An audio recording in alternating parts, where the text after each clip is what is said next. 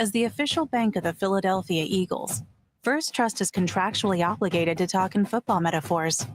By offering new ideas and clearing the path forward, we're like a brotherly shove for your bottom line. So, when you're ready to challenge your bank, know you can literally sign First Trust today. First Trust Bank, the official bank of the Philadelphia Eagles. Eagles fans, you know about power on the field. But what about your power to choose who supplies your home electricity? When you choose NRG, you'll get a home energy plan that gives you more, like cash back, travel rewards, or charitable contributions. Best of all, switching to NRG is a snap. Visit picknrg.com/Eagles to experience what power should be. NRG, official energy provider of the Philadelphia Eagles. Nominate a teacher today. The Philadelphia Eagles in Norion, a leading specialty chemicals company, are recognizing exceptional teachers for their commitment to education. In its 10th year, the All-Pro Teachers Program honors 5th through 12th grade teachers for their contributions to students, school, and community. Nominations are accepted from any school district throughout Philadelphia now through October 25th. To nominate a teacher, visit philadelphiaeagles.com/community/all-pro teachers. When you're cheering for the Eagles at the top of your lungs, intimidating rivals with your boisterous, loyal presence, just remember, the McDonald's app is cheering for you, rain or shine. That's why Philly fans get a free Big Mac with a $2 purchase the day after the Eagles sack the quarterback. It's a Big Mac for a sack, only in the McDonald's app. Offer valid once a week at participating McDonald's the day after the game. Excludes tax. Must opt into rewards. Ba-da-ba-ba-ba. Hey, football fans, with BetMGM's Second Chance promotion, you'll get your stake back if your first touchdown scorer scores second instead. That's right. Bet on any pro football player to score the first touchdown of the game. If you're right, you win. If your player scores second, you get your stake back in cash. BetMGM and GameSense remind you to play responsibly. See BetMGM.com for terms. 21 plus only. Pennsylvania only. Existing customer offer. Subject to eligibility requirements. If you or somebody knows a gambling problem, help is available. Call 1-800-GAMBLER. Hey, Eagles fans, are you sidelined by joint pain? Rothman's got you. At Rothman Orthopedics, practicing specialized orthopedic care has been their passion for over 50 years. That's 50 years of high-quality, compassionate, affordable care with physicians who are dedicated to advanced treatment options and better outcomes, so you can tailgate like a pro, watch our Eagles fly, and root for our birds like no other fans in the country. They're Rothman Orthopedics, and they specialize in you. 94 WIP HD1 Philadelphia. Sports Radio 94 WIP presents the Eagles Radio Network. Saquon Barkley and the Birds jumped past Jacksonville. Leaps over a third and comes down at the 30. He hurdles a guy backwards. Now Jalen Hurts and the Eagles arrive in Dallas with their sights set on their 5th straight win. Really good group, a really good team, and we know it's a tough place to play. Today against the hated Cowboys. Today's game is sponsored in part by PNC Bank, Jack Daniel's Tennessee Whiskey, PDQ Restaurant Point of Sale Systems, your Delaware Valley Honda dealers, Verizon, and Piazza Auto Group. You're listening to the Verizon Pregame Show on the Eagles Radio Network, presented by PNC Bank. Brilliantly boring since 1865. Welcome to the Verizon Pregame Show, the Philadelphia Eagles powered by Verizon. Alongside Hugh Douglas, I'm Joe Giglio. We'll be joined by Eliot Shorr-Parks live from AT&T Stadium in Dallas, Texas in just a little bit as we get set for the 6-2 Eagles, the 3-5 Cowboys. It is Dallas week here in Philadelphia, and a chance for the Eagles to do two things here, Hugh, as we get ready for kickoff in a couple hours. Number one, and first and foremost, get their 7th victory of the season, move to 7-2. Would be 5 straight wins for the Eagles.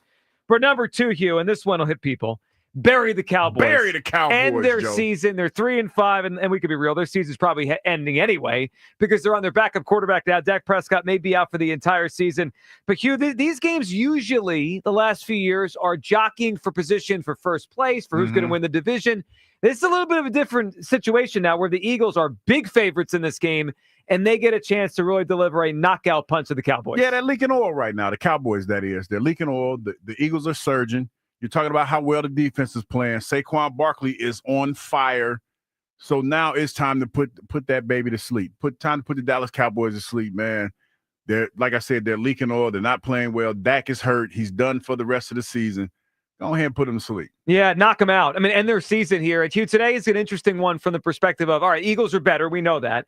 But there's a little bit of different flavor to this game because it's not Dak Prescott. And Dak, he doesn't have his best year. I don't think he was playing as well as last year, but he's still obviously a good quarterback, and he's one that's played well against the Eagles. And now, Hugh, what is it like preparing for a backup? Because he's a guy that the Eagles have seen him once before. He started 2 years ago against them, and he started, a handful of games in the NFL, so he's not a complete unknown, but he also is not played much. What's it like preparing when you got a guy that you kind of know a little bit about, but not that much? It's pretty tough, man, because what you're going to do, you're going to watch film from the years that he did play. You're going to watch the film where you had success against him. And the unfortunate thing about it is a lot of those characters that were on the field at that time, they're not going to be there. Sure. And you talk about the fact that having a different quarterback out there, that means the tempo of the game is going to be a little bit different than it was opposed to having Dak out there. So that's something that you're going to have to deal with. But outside of that, it's going to be the same offense. I would assume that there's going to be a few wrinkles in there that you haven't seen. And that's what you have to be aware of.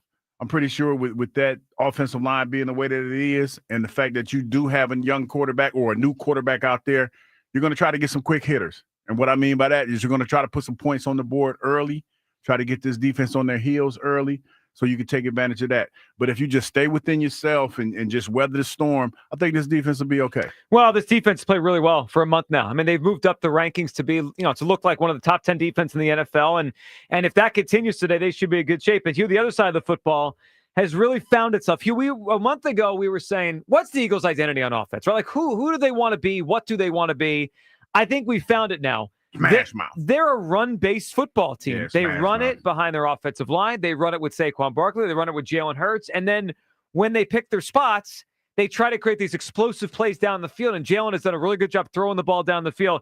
But Hugh, as you watch the offense, it feels like they have found themselves here. This is a run offense. Yeah, man. And it's a great time to be a run offense, especially when you talk about the fact that a lot of the defenses that you're going against, they're a little bit smallish. They're built to play against the passing game, and now you have a running back with the build of a Saquon Barkley's back there. He's just doing his thing, man. And the fact that, a lot of teams now, they're built to try to stop the pass. So you're taking advantage of that right now. Hey, I know Philadelphia's loving it. I'm loving it right now, seeing what we're seeing. All right, but I have to ask the question, where do we come down on the usage for Saquon Barkley? Because, all right, as the Eagles, Hugh, start to play better, right, and they have 6 wins already, you could kind of look at the schedule and pick out some games they play against some bad teams down the stretch, right? They get to play the Giants again. They play the Cowboys twice starting today. They play the Panthers. This should be a playoff team, but barring some sort of like out of nowhere crazy thing, this should be a playoff team. So now I'm starting to think, are they running Saquon too much? Because we're also going to factor in, it's not just 17 games, right? We want to play 18, 19, 20. Yeah, we want to get to Louisiana. Well, that would require probably 21 football games. Yeah, and this Louisiana. All right, well, the running back's on pace for 377 touches. Do they have to back off a little bit in order to keep him fresh to get to Louisiana? I don't know so much as backing off, but you could distribute the carries a little bit. We have another young running back there, Will Shipley. And don't forget Kenny G. We got Kenny G back there. It's funny when you say Kenny G, I think about the flute player. Yeah. But yeah, we have those guys back there.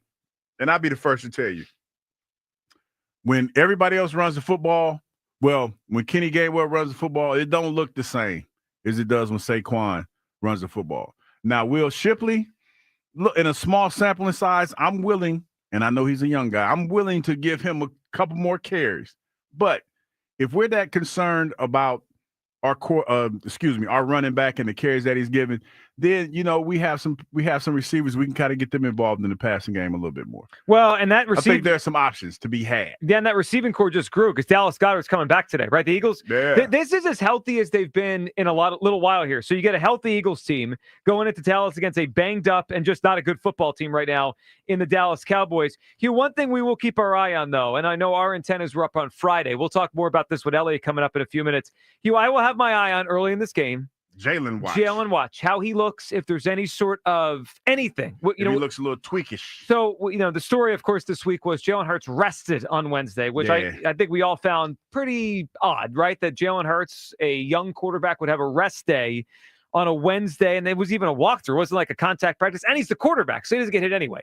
But he rested on Wednesday. Hugh, on Friday, Nick Sirianni had a back and forth in his press conference where he kind of slipped out that, Jalen was dealing with an ankle, and then they kind of pulled that back. He misspoke. Yeah, we could use misspoke. Allegedly. Well, whatever it was, it does sound like, and according to a report from ESPN, Jalen Hurts has been dealing with some sort of lower leg soreness for a couple weeks. Hugh, what's your level of concern here with this Hurts situation? Because I think we'd be naive if we said nothing's going on, but I also understand he's still playing today, right? Like he's not hurt. No, he ain't hurt, but something's happening. He's functional. Okay. And we talked about the fact, especially around this time of year, everybody's hurt, but he's functional. Now, how functional is he? That remains to be seen. There were some reports out there where he was a little gingerly stepping when he couldn't plant when he wanted to deliver the football. Sure. So that's something that we're going to be looking for today. But like you said, the running game has been going well for the Eagles. Yep.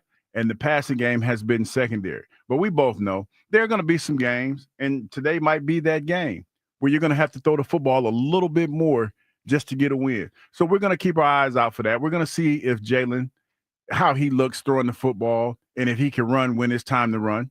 So what do you expect atmosphere today in this game? Because I think there's two schools of thoughts on it. Mm-hmm. One is the Cowboys are a dead team. They're on their backup quarterback. If the Eagles jump on them, they could blow the doors off them. And I think there's certainly a possibility the Eagles could win this game, by margin, and we all feel good in the fourth quarter. Hugh, the other school of thought is, and this is one you kind of echoed on Friday, and wonder if you're still there, that it's the division game. It's the NFC East. They're getting Micah Parsons back, right? They got CeeDee Lamb, that they're not going to just roll over here.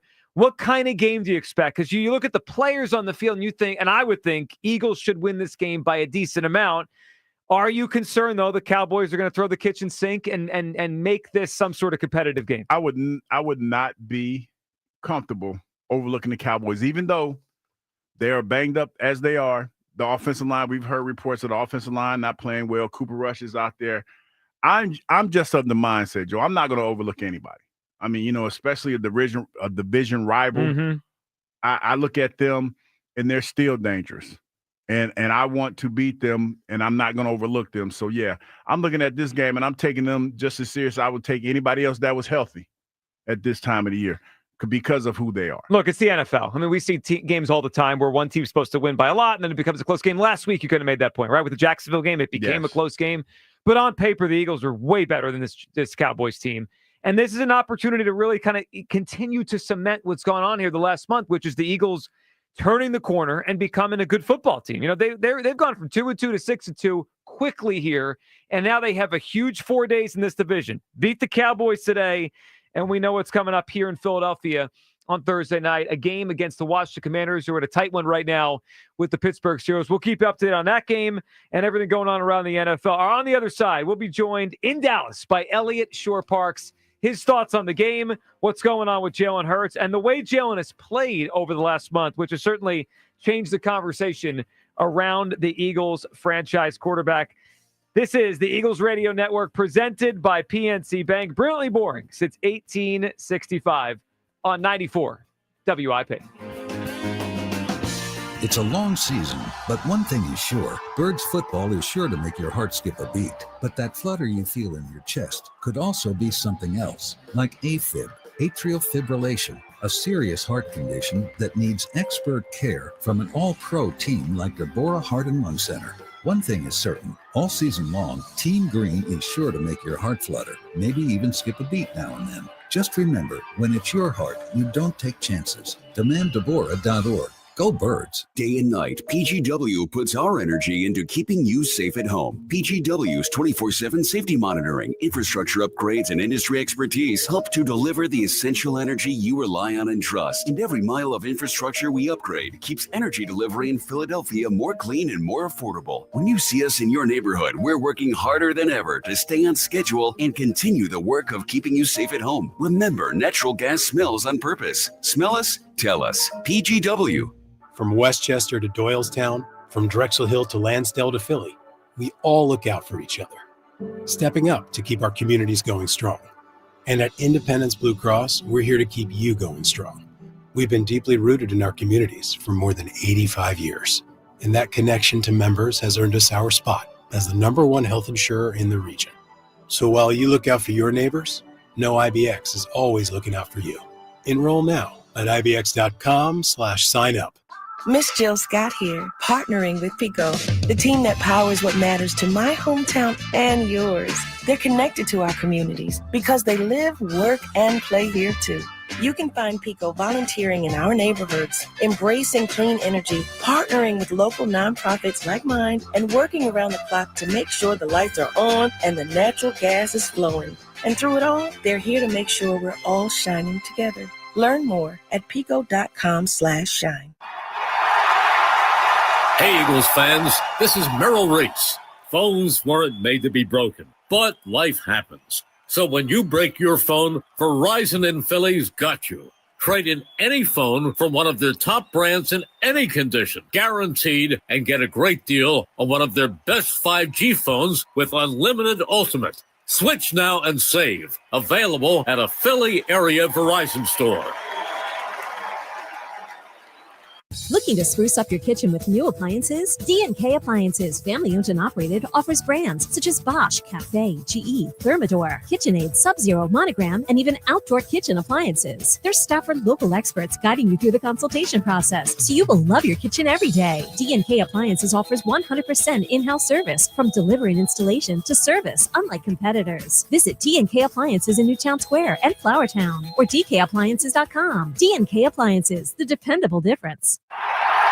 Eagles fans, Merrill Reese here to talk about my friends at NovaCare Rehabilitation. Are you dealing with ongoing aches and pains? The physical therapist at NovaCare will help keep you active and doing the things you love. They have more than 200 convenient locations throughout the Delaware Valley and South Jersey. Visit NovaCare.com to schedule an appointment today. NovaCare is the official physical therapy provider to the Philadelphia Eagles. The Eagles trust NovaCare, so can you. Experience the power of physical therapy.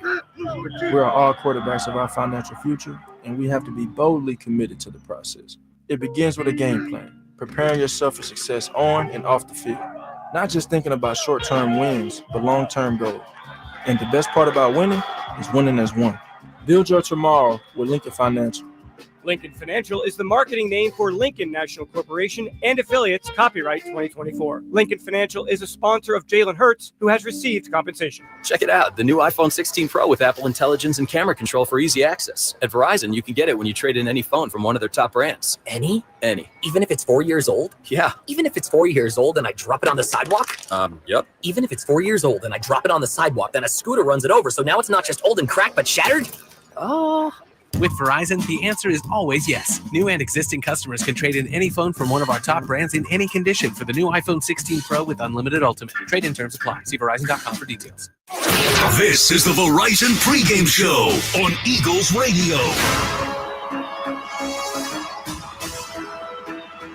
Welcome back to the Verizon Pregame Show. The Philadelphia Eagles, powered by Verizon. Hugh Douglas, Joe Giglio, joining us right now from AT&T Stadium in Dallas, Texas, is Eliot Shorr-Parks. Eliot, how are we doing today?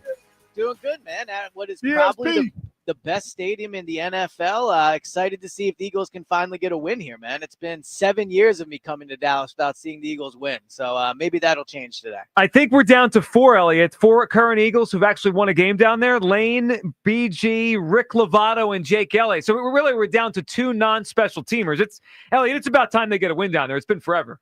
Yeah, and I'll say this, being in Dallas the past 24 hours, I think a lot of Cowboys fans would agree with the Eagles fans where it is, this one should be a blowout today. I haven't talked to anybody here in Dallas, whether it's a fan, some of the Dallas radio station people that feel the Cowboys will be competitive today. So this is really on the Eagles to come in here and take care of business. Today needs to be a nice professional win. You don't need to win by 20 points. You don't need to rack up any style points. Get a lead early. Take care of business, and rest up for the big game on Thursday. Well, the line on the game would tell you that. Eagles currently a 7.5-point favorite over at FanDuel Sportsbook. That's a big line on the road here. Elliot, if they're going to do it, obviously it starts with the quarterback. Our player to watch, sponsored by the Bricklayers and Allied Craft Workers, Local 1 of Pennsylvania and Delaware, now hiring bricklayers, stonemasons, and rubble masons. Visit BAC-1 jalen.org to apply today. All right, Ellie, let's talk about Jalen, where he's at right now. Let's, for a second, put on hold how well he's played. We'll get to that and talk about the last few days here. Ellie, we had you on Friday. It was a bizarre day around the Eagles, it seemed like, because Jalen Hurts on Wednesday did not practice with a rest designation. By Friday, it seemed like Nick Sirianni alluded to the idea he had an ankle issue. Report came out from ESPN, lower leg soreness the past couple weeks. Elliot, what's your feeling right now on Jalen and kind of where he's at physically? Yeah, it's ankle gate, right? I feel like it's been a while since we've had a good gate around here. I would say that in this instance, when maybe you don't know who to trust and what the truth is, I would just trust your eyes. And watching Jalen the past month, I don't think he looks like a quarterback that is dealing with any type of significant ankle injury. Is it possible and likely that he is dealing with something with his ankle? Yes, I think Nick Sirianni, whether intentional or not, made that clear on Friday. Like, he has something going on with his ankle. But if we remove the drama of Friday and that kind of, whoopsie daisy moment from Nick Sirianni, like, we've seen him play over the past month and he looks like a healthy quarterback. So definitely not, I think, how the Eagles wanted Friday to go. I'm sure Jalen doesn't want the Cowboys knowing that he's dealing with an ankle injury, but it is what it is. And I will just say overall, coming into this game, Jalen's ankle is not changing my impact, how I view this game at all. I view him as a healthy quarterback going into this game. Well, he's off the injury report, full practice on Friday. Hugh, do you think this impacts the way they use him today? I was thinking about this. Let's just go on the premise that he does have some sort of soreness down there, right? Like, not a big deal, but he's got soreness. Mm-hmm. They got a game in 4 days. Do you think we see Jalen run less today, maybe less tush-push today? Because he's dealing with something, and they got to play a bigger game in 4 days. I wonder if we see a little bit different version of Hurts today. No, I don't think so. I think that you're looking at it, and if I'm not mistaken, you're trying to say, like, hey, we got a bad team. We're just going to try to, get past and just get the win. No, I think you need to go in there and you need to play your game. If Jalen's a part of the game plan, then let Jalen do what Jalen does. Because I don't feel comfortable sitting here saying that I'm not going to go all out playing against the Dallas Cowboys. I know that's not what you're saying, but that's, in my mind, that's how it's kind of playing out. Like, I'm just going to do enough to win the football game. And I don't think that needs to be the case with this team. So I actually have a quick question for you guys. I was thinking about this on my flight from Philly to Dallas. Mm-hmm. In that ESPN report, I believe it mentions that they don't feel great with him dropping back, right? Like planting his foot when he's do you think that's why they're running it more? Like, I don't ultimately. I think they've switched to a run-first approach because it's cutting down the turnovers. It's how they won in 2021. But if we want to go down the path of we don't really know what's going on with this ankle, having Jalen drop back more would certainly be drop back less would certainly be one way to protect that ankle. So I think that's an interesting theory, Elliot. I would tend to lean with you that it's probably just more of they're better this way, right? Running the football.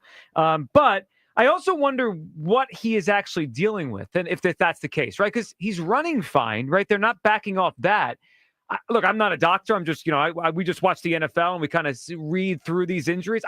I wonder if this is an ankle issue or maybe some sort of Achilles soreness, because I've never heard. It's kind of weird the way it was framed, and you mentioned it there, the dropping back. That would tend to be more maybe like a muscle thing down there rather than like an ankle when he pivots and runs, because he's still running a lot.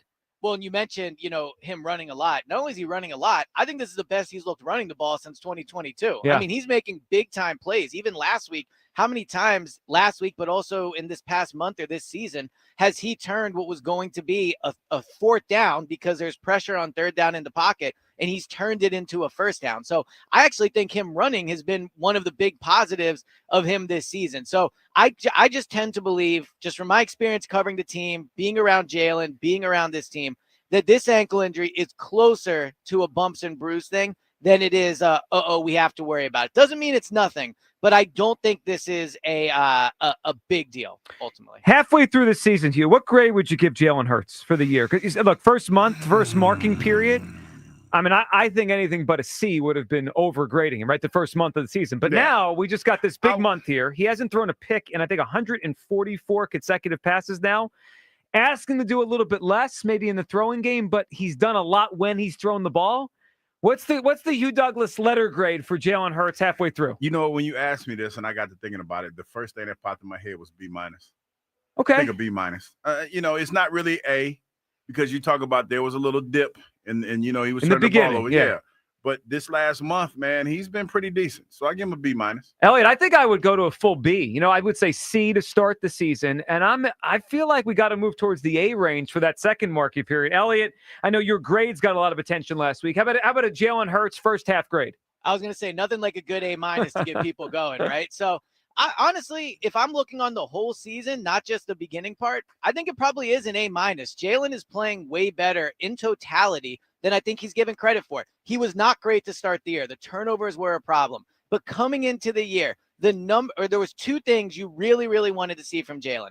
One, take care of the ball. He's improved with that, right? Like you mentioned, 144 throws without an interception, no interceptions in the last 5 games. He's gotten better with that. But I have got to grade on a bit of a curve here and say his play against the blitz deserves more recognition and a larger part of the grade than I think the early season struggles. Going into this year, we all wanted to see them be better against the blitz. Every single day last year at the end of the season, it was, he's not good against the blitz. They can't stop the blitz. How are they going to pick the blitz? When's the last time we talked about that? And I know the coaching staff deserves credit. Kellen Moore, I would say, has come in here and helped. Nick Sirianni has done a good job with that. But ultimately, Jalen is the one on the field, reading the defense, making the reads, doing the checks, getting into audibles, making sure the protection is set. So if you told me going into the year, this would be the type of play they'd get against the blitz, yeah, I think an A- overall. Clearly a bad start, but I think overall he's done the two things you really wanted to see from him. Well, and overall, you look at his interceptions compared to the rest of the league, it's now back towards the bottom. Eliot, it's now 144 consecutive passes without an interception, one of the longest streaks in Eagles history. And if he goes through today without one, you know, in play here, Eliot, is the Eagles' all-time record, which does make me think back to training camp when he set the record then. You know, maybe this whole thing. Who's counting? Who's counting? I mean, am I right? Well, I know someone. I know someone who's counting. Eliot, it is ironic if he has another clean day today. This thing's about to come full circle because it's now a long streak without one. Well, look, I think he's 6 passes away from setting his own personal record. So in my opinion, that would already validate the training camp stats. Not that the training camp stats need validated. We all know they're just numbers that I'm reporting, right? I don't make them up. But no, you're right. I mean, overall, when you look at his play, you know, there's so much talk about how much he makes. He's a $50 million a year quarterback.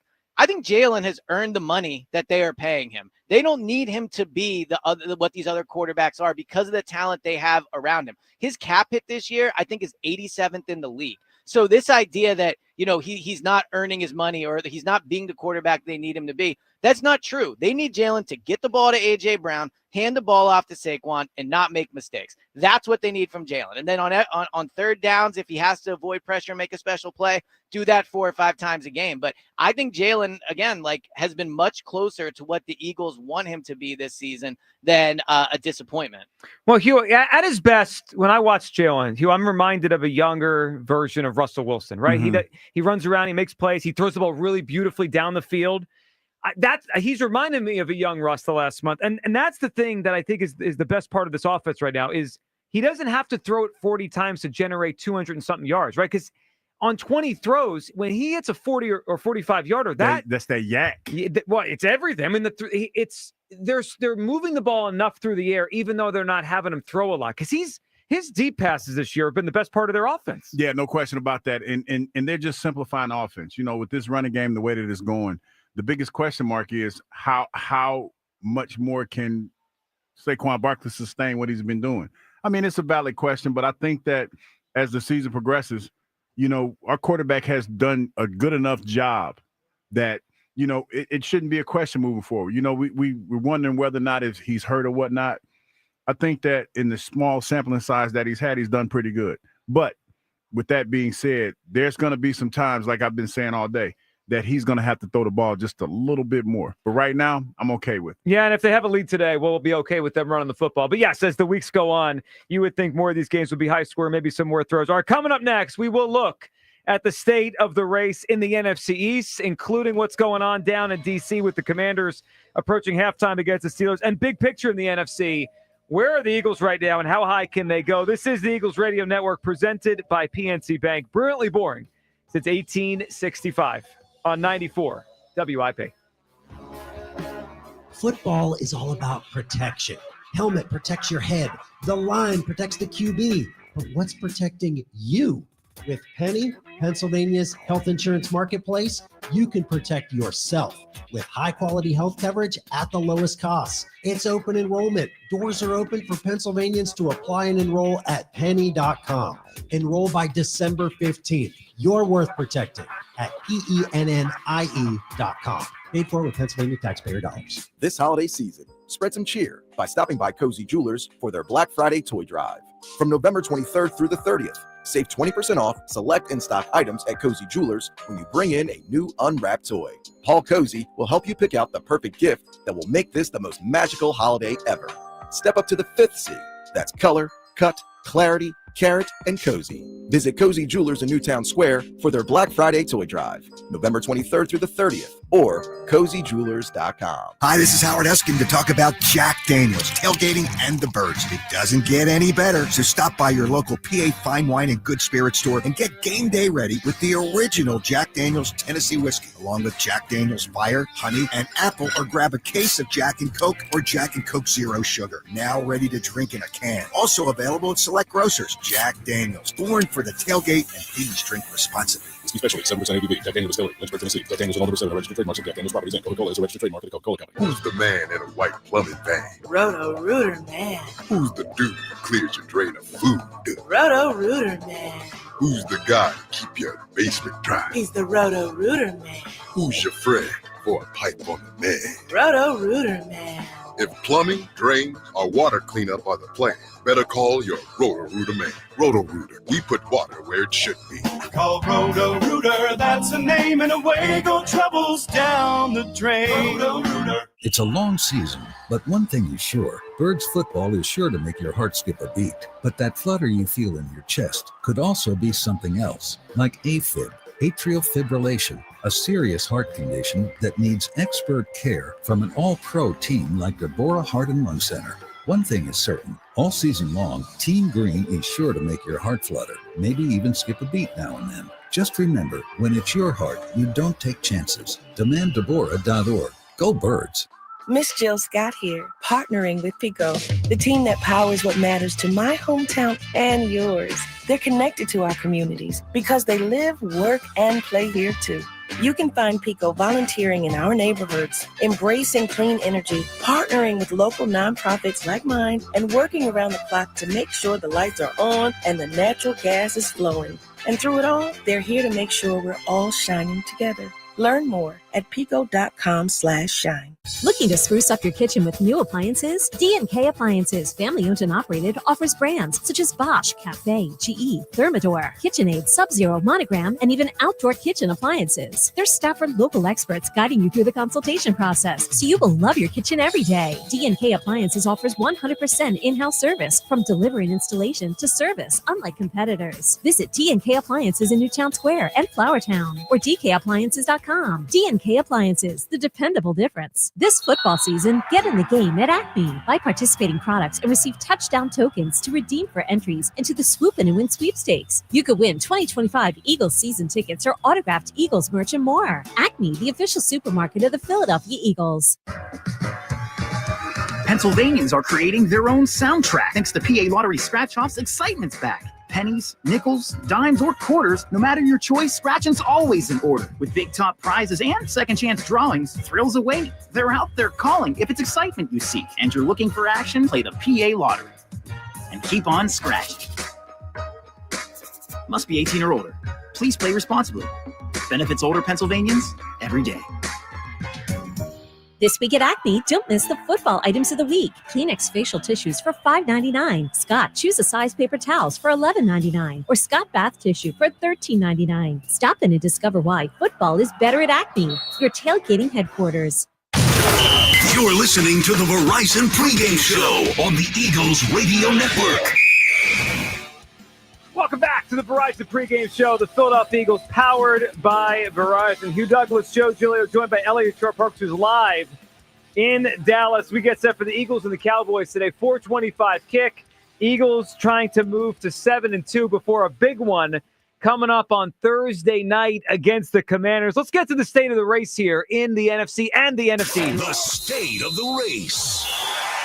All right, guys, we all know what's at stake, Hugh, in the NFC East, right? You have the Commanders 7-2, and they're in a tough one right now down in D.C. A little bit of a dog fight. As we speak, they have a 2nd and goal before halftime. They're down 14-10, but this is a very back-and-forth game, right? This is a toss-up game. We'll see if they win it today against the Pittsburgh Steelers. But they're going to come in here either with 7 or 8 wins, right? They're a good team. They'll be here on Thursday night.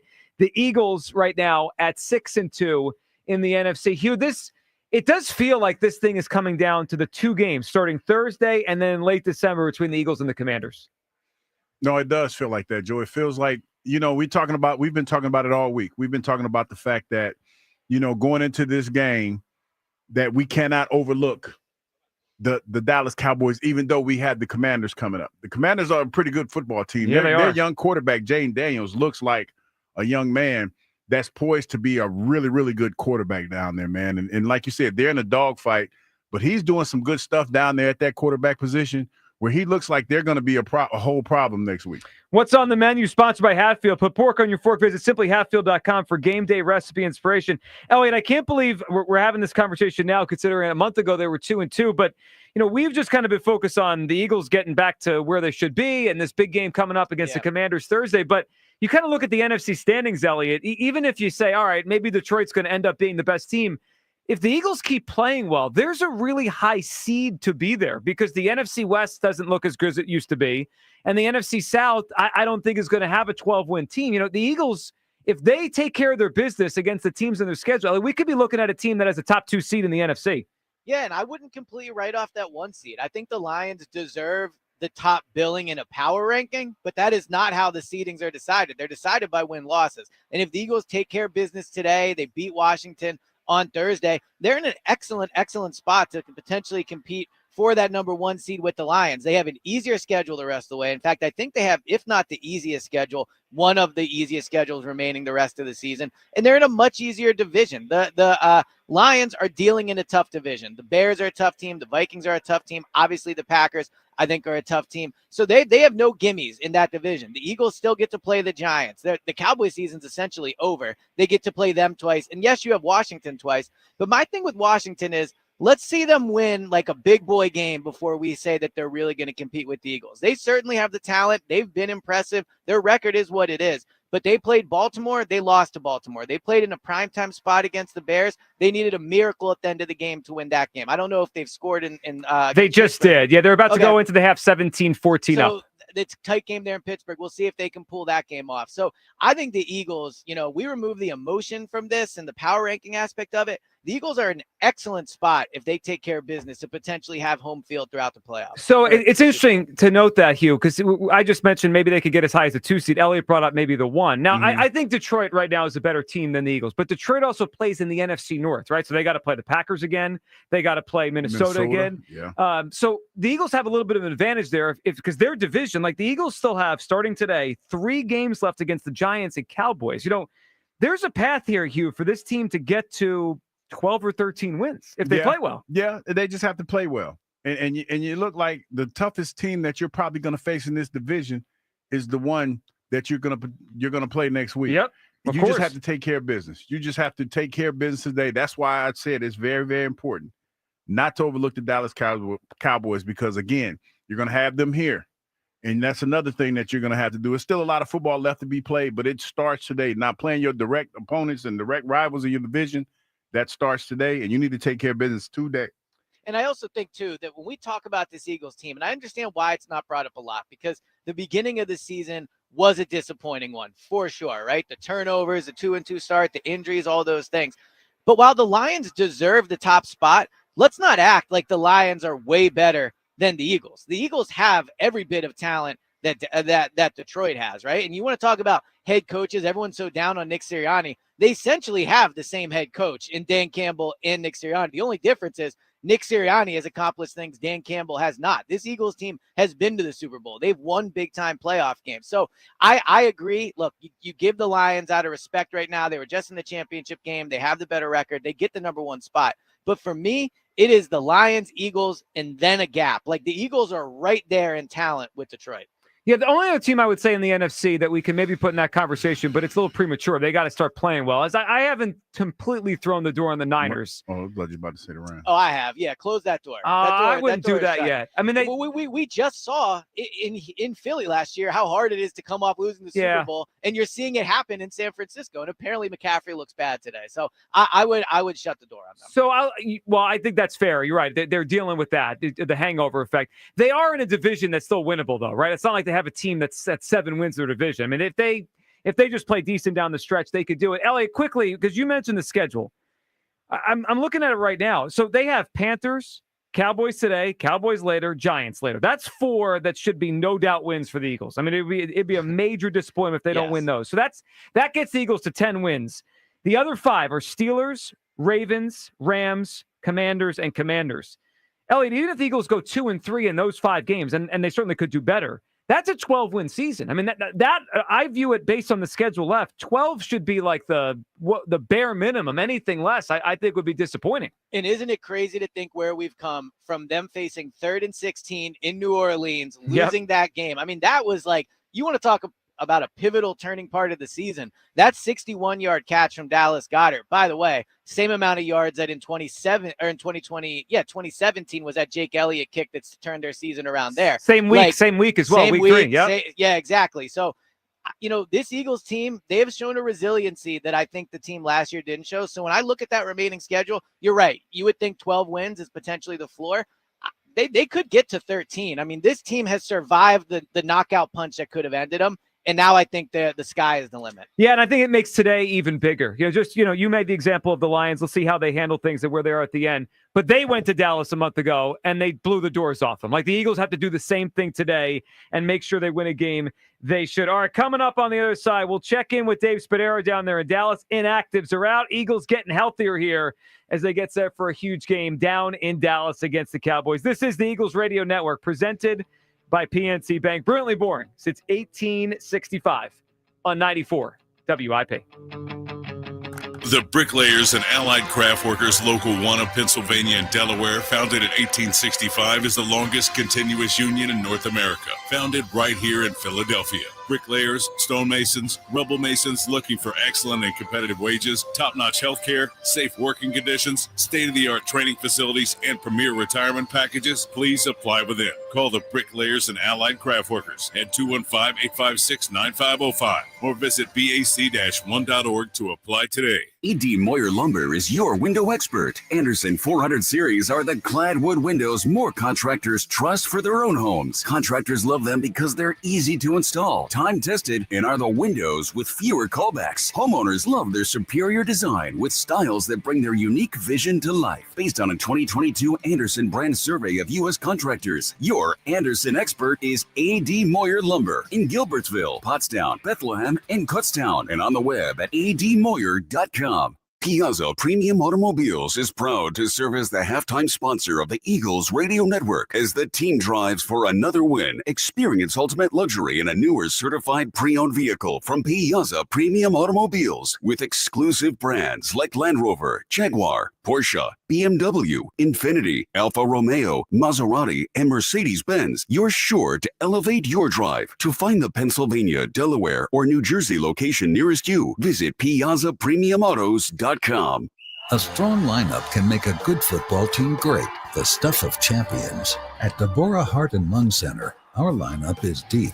Cardiologists to cardiothoracic surgeons, electrophysiology to heart failure specialists, and everywhere in between. Offense, defense, and special teams. That's why Deborah is one of the premier heart hospitals in the country, right here in South Jersey. Remember, when it's your heart, you don't take chances. DemandDeborah.org. Day and night, PGW puts our energy into keeping you safe at home. PGW's 24/7 safety monitoring, infrastructure upgrades, and industry expertise help to deliver the essential energy you rely on and trust. And every mile of infrastructure we upgrade keeps energy delivery in Philadelphia more clean and more affordable. When you see us in your neighborhood, we're working harder than ever to stay on schedule and continue the work of keeping you safe at home. Remember, natural gas smells on purpose. Smell us? Tell us. PGW. From Westchester to Doylestown, from Drexel Hill to Lansdale to Philly, we all look out for each other, stepping up to keep our communities going strong. And at Independence Blue Cross, we're here to keep you going strong. We've been deeply rooted in our communities for more than 85 years. And that connection to members has earned us our spot as the #1 health insurer in the region. So while you look out for your neighbors, know IBX is always looking out for you. Enroll now at IBX.com/sign up. Miss Jill Scott here, partnering with Pico, the team that powers what matters to my hometown and yours. They're connected to our communities because they live, work, and play here too. You can find Pico volunteering in our neighborhoods, embracing clean energy, partnering with local nonprofits like mine, and working around the clock to make sure the lights are on and the natural gas is flowing. And through it all, they're here to make sure we're all shining together. Learn more at pico.com/shine. There are lessons to be learned every day, and every day is an opportunity to find our purpose. It begins with a game plan, not just thinking about short-term wins, but long-term goals. We are all quarterbacks of our financial future, and we have to be boldly committed to the process. Because when the lights are on, that's when preparation meets opportunity.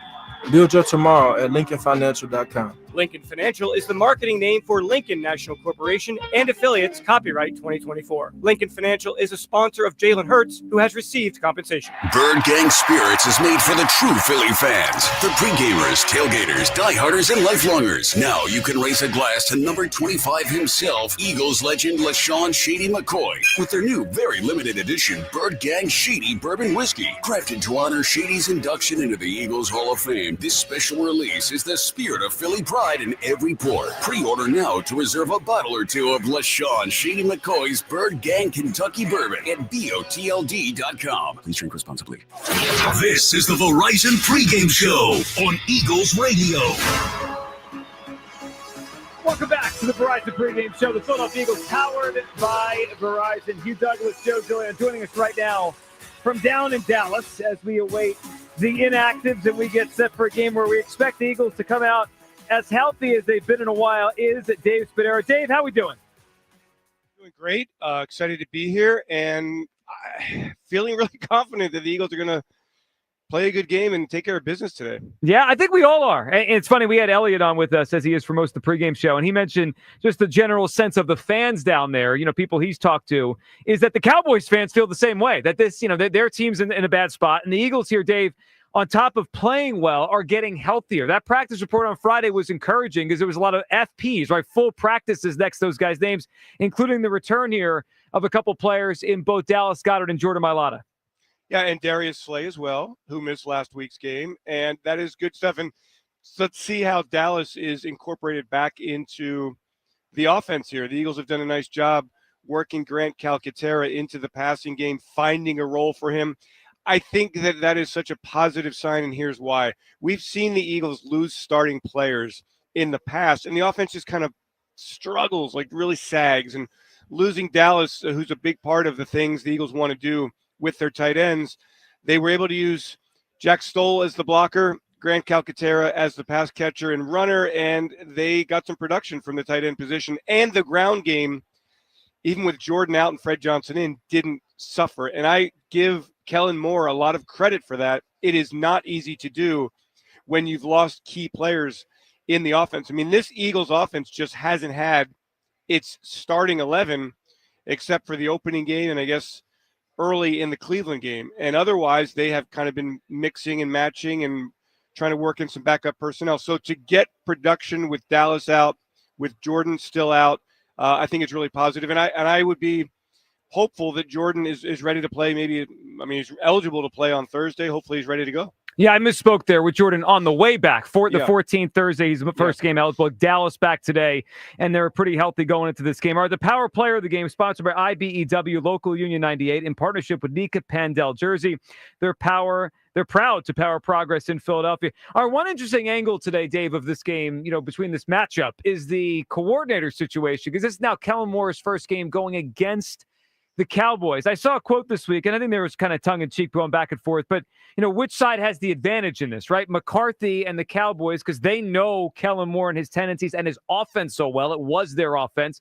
Or the other side. I mean, Kellen Moore, if anyone knows Cooper Rush and can help the Eagles defense on that side, David's the guy that was calling his plays when he started most of the games he started in the NFL. That's a fun little subplot in this game. Moore now back against the Cowboys. Yeah, I don't really think that Dallas gets the advantage there. I mean, did Dallas go for it on fourth and 1 as much as the Eagles do now? I mean, there's tendencies and there's tendencies. You understand what Kellen is doing with a different group of personnel through 8 games with the Eagles. That is really your foundation, because what Kellen is doing is not what he did in Dallas. It is a different group of players. It's a quarterback with a different skill set. It's wide receivers that can do things that Dallas didn't have, etc. I think the advantage is more on the part of the Eagles knowing Cooper Rush. A, they've played him in 2022, and B, Kellen knows him inside and out and what throws he can make and what throws he's not as good at, and that stuff doesn't change over the years, and where he's vulnerable and where teams attacked him when he was the starting quarterback in 2022. So if there is an advantage, I go with the Eagles in this instance. How much does it really matter? I'm not sure a ton, because you still have to go out there and play, and you have to execute the calls.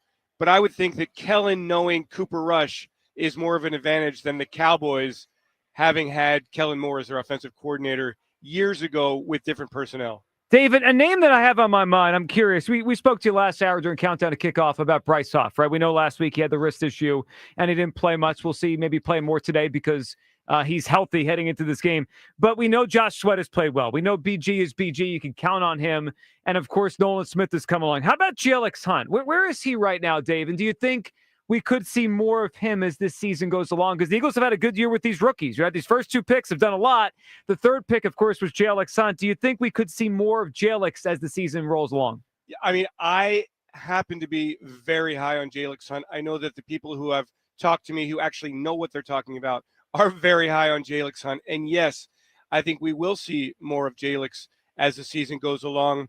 He is extremely talented, great out of at the line of scrimmage, off the snap of the ball. He needs to learn more about the game of football at this level. It is a gigantic leap from his school, Houston Baptist, whatever it was called, Cornell, before that. Like it's a gigantic leap. So, but I believe that J.L.X. Hunt will be a factor. Maybe not a huge factor this season, but in his career, he will be a very, very good defensive end. And I would not rule out at all that he'll get some playing time more and more. And then again, today, how the Eagles play it with rotating some of their players, if they're able to get a lead here, a little bit of a lead. I mean, I think, Jay, you've got to be very aware of a Washington team that leads at halftime against Pittsburgh. I mean, the Commanders are for real. These 5 days are so critical to this season. And I think you use your entire roster. And I think J.L.X. is somebody that the Eagles are extremely, extremely high on, needs to learn the game a little bit more, but the talent is there. As far as Bryce, he's healthy. So if, in fact, the wrist-hand injury from last week was the reason he didn't play a lot, one would reason that he would play more being healthy today. We shall find out. It should be fun. Hopefully the Eagles take care of business and set us up for a huge one coming up Thursday night at the Link against those Washington Commanders, which Dave said, and he's right, they are up right now at halftime against the Pittsburgh Steelers. Dave, we appreciate it. Enjoy the game, and we'll see you on Thursday night at the Link. Thank you, Dave. Appreciate you. Guys. Thank you. There he goes. Dave Spadaro with us. This is the Eagles Radio Network presented by PNC Bank. Brilliantly boring since 1865 on 94 WIP.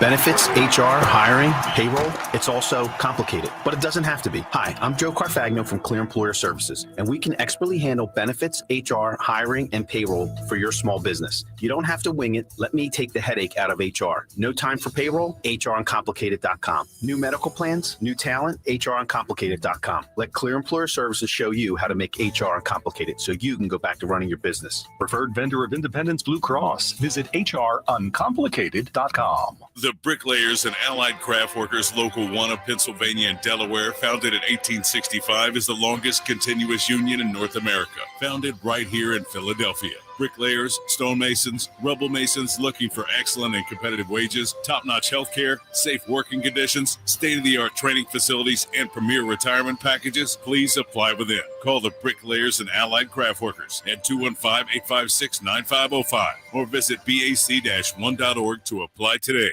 Looking to spruce up your kitchen with new appliances? D&K Appliances, family-owned and operated, offers brands such as Bosch, Cafe, GE, Thermador, KitchenAid, Sub-Zero, Monogram, and even outdoor outdoor kitchen appliances. Their staff are local experts guiding you through the consultation process, so you will love your kitchen every day. D&K Appliances offers 100% in-house service, from delivery and installation to service, unlike competitors. Visit D&K Appliances in Newtown Square and Flourtown, or dkappliances.com. D&K Appliances, the dependable difference. Eagles fans, Merrill Reese here to talk about my friends at NovaCare Rehabilitation. Are you dealing with ongoing aches and pains? The physical therapist at NovaCare will help keep you active and doing the things you love. They have more than 200 convenient locations throughout the Delaware Valley and South Jersey. Visit NovaCare.com to schedule an appointment today. NovaCare is the official physical therapy provider to the Philadelphia Eagles. The Eagles trust NovaCare, so can you. Experience the power of physical therapy. Hey, Eagles fans, this is Merrill Reese. Phones weren't made to be broken, but life happens. So when you break your phone, Verizon in Philly's got you. Trade in any phone from one of their top brands in any condition, guaranteed, and get a great deal on one of their best 5G phones with unlimited ultimate. Switch now and save. Available at a Philly area Verizon store. Who's the man in a white plumbing van? Roto-Rooter Man. Who's the dude who clears your drain of food? Roto-Rooter Man. Who's the guy to keep your basement dry? He's the Roto-Rooter Man. Who's your friend for a pipe on the man? Roto-Rooter Man. If plumbing, drain, or water cleanup are the plan, better call your Roto-Rooter man. Roto-Rooter, we put water where it should be. Call Roto-Rooter, that's the name, and away go troubles down the drain. Roto-Rooter. Day and night, PGW puts our energy into keeping you safe at home. PGW's 24/7 safety monitoring, infrastructure upgrades, and industry expertise help to deliver the essential energy you rely on and trust. And every mile of infrastructure we upgrade keeps energy delivery in Philadelphia more clean and more affordable. When you see us in your neighborhood, we're working harder than ever to stay on schedule and continue the work of keeping you safe at home. Remember, natural gas smells on purpose. Smell us? Tell us. PGW. A strong lineup can make a good football team great. The stuff of champions. At Deborah Heart and Lung Center, our lineup is deep. Cardiologists to cardiothoracic surgeons, electrophysiology to heart failure specialists, and everywhere in between. Offense, defense, and special teams. That's why Deborah is one of the premier heart hospitals in the country, right here in South Jersey. Remember, when it's your heart, you don't take chances. DemandDeborah.org. The Hess truck's back and it's better than ever. To the rescue this year. The Hess truck's here. The 60th anniversary Hess Fire Truck with car and motorcycle comes with lights, sounds, and a huge ladder. Only at HessToyTruck.com with free shipping and batteries. Dear Spotlight, Toyota has more all-wheel drive and four-wheel drive vehicles than any other brand. Find your perfect ride, and you'll shine bright day or night. Toyota, let's go places. Hey, Eagles fans, this is Merrill Reese. Phones weren't made to be broken, but life happens. So when you break your phone, Verizon in Philly's got you. Trade in any phone from one of their top brands in any condition, guaranteed, and get a great deal on one of their best 5G phones with unlimited ultimate. Switch now and save. Available at a Philly area Verizon store. You're listening to the Verizon Pregame Show on the Eagles Radio Network. Welcome back to the Verizon Pregame Show. The Philadelphia Eagles powered by Verizon. Hugh Douglas, Joe Giglio, Eliot, Shorr-Parks from down in Dallas. And joining us right now to talk about the slate as it goes on and the 4 o'clock window, which of course includes the Eagles as a 7.5-point favorite over the Dallas Cowboys, is Femi Abebefe from You Better Your Bet and Odyssey. Femi, how you doing today? Femi. I'm doing great, man. We're good to watch games right now. Usually I talk to you guys before the game start, but a lot's going on. It's a really fun day here on November 10th, but it's been great. Bets are going well, so we'll see how the afternoon slate goes. Yeah, it has been an interesting slate so far. We know the Commanders are up 10 right now over the Steelers. Kansas City losing, but they usually come back in these second halves. Femi, let's start with the Eagles and the Cowboys today. Eagles a big road favorite, 7.5 points. Dallas, of course, without their quarterback, which is the biggest reason for that. Though they do get Micah Parsons back, and CeeDee Lamb is going to play. What's your feeling on this game? Eagles, big favorites on the road. Yeah, I would say that, first of all, I think this is one of those games, if you're the Philadelphia Eagles, like, you have to go in there with a really professional approach because I think you're actually going to get a pretty good effort from the Dallas Cowboys. Like, based on how I think about this game, like, I think the Eagles are going to win. Like, I feel pretty confident in saying that. Now, are they going to win by this margin? That's where I get to be a little bit concerned, because we've seen this Philadelphia Eagles team. We had Herm Edwards on our show earlier this week, and we asked him about the Eagles. He said, yeah, the Eagles can blow teams out, but unfortunately the Eagles sometimes are playing the Eagles. Like, they're their own worst enemy. And now here you are against a division rival that looks like they're the wounded dog in the game. And typically in the NFL, like, I don't know what it is. I'm sure Hugh could speak to this much better than I could, but in these first games when a team is without their head coach or without their quarterback, we tend to see them kind of play above their skis a little bit. I mean, like, I'm watching the game right now with the Falcons and the Saints. I don't think many people expected New Orleans to be up by 10 on Atlanta after they fired Dennis Allen. You know, I'm watching the Jacksonville Jaguars right now. They're beating the Minnesota Vikings without Trevor Lawrence. It's Mac Jones at quarterback. Like, these situations when a team is backed against the wall, like the Dallas Cowboys are without Dak Prescott, we tend to see them play a little bit better. So from a betting standpoint, I like the points of the Dallas Cowboys. I think the Eagles win the game, but I think it's much closer than what the market thinks. It probably comes down to the wire. Even with Cooper Rush at quarterback, we've seen him play a bunch and win games with Dallas. And now they're welcoming Micah Parsons back. I think the Cowboys will be competitive, but the Eagles, they make everybody a little bit uncomfortable out there in Philadelphia and the South Jersey area, but I do think that they win a close game in Dallas later on today. Well, I want to blow out, but we'll all take the win, Femi. Femi, what are you thinking about the rest of the slate between the 4 o'clock window tonight and then a Monday Night Football? Yeah, I'll give you guys a couple one. My favorite bet of the week, actually, this one is some dumpster diving and stuff right here. So plug your nose if you're going to go ahead and tail. But I like the Tennessee Titans getting the points today against the Chargers. You know, I'm a big Chargers fan, love Jim Harbaugh. But the way his team plays is they like to play in a phone booth. They're not going to be like this aerial display that's typically required to sort of cover these kinds of numbers, whether it's 7.5 or 8, wherever you do your betting. And I like Tennessee's defense quite a bit. I know they got 52 points hung on them against Detroit. That was more about the special teams than it was the defense, especially if you go back and look at that box score. These are two of the better defenses in the NFL. I think it's a low-scoring game, an ugly game, but at this many points, I like the Tennessee Titans. They'll be able to stay within a possession against the Chargers. And then for Sunday night, boy, I think that this is probably the Houston Texans are past based on how I look at the game. Like, Detroit is starting to be rated like they're the best team in the league, and maybe they are the way that they've been playing. But I think that getting C.J. Stroud with all those points at home, sounds like Nico Collins has a chance to play. If he plays in the game, I think this is a field goal game either way. So if you can get 3.5, I like Houston in the Sunday night game. Femi, about 20 seconds, and I know a lot of information could change between now and the end of the evening today. But first glance, when I saw a look-ahead line on Eagles Commanders for this Thursday, it was Eagles -3. Assuming no big injuries, what's your thought on that game this coming Thursday night? It's a big one. Yeah, I think if you can get more than a field goal, I would take the Commanders at 3. That feels like the right number to me. Like, I think that the Eagles are slightly better. You give them a little bit for home field advantage, primetime game against a rookie quarterback on a short week. I think it's a good spot for Philadelphia, but if you get 3.5, I think the Commanders become that much more appealing. Great stuff, Femi. Appreciate it as always. Have a great week, and we'll catch you up soon. There he goes, Femi Abebefe, the Eagles Radio Network, presented by PNC Bank. Brilliantly boring since 1865 on 94 WIP.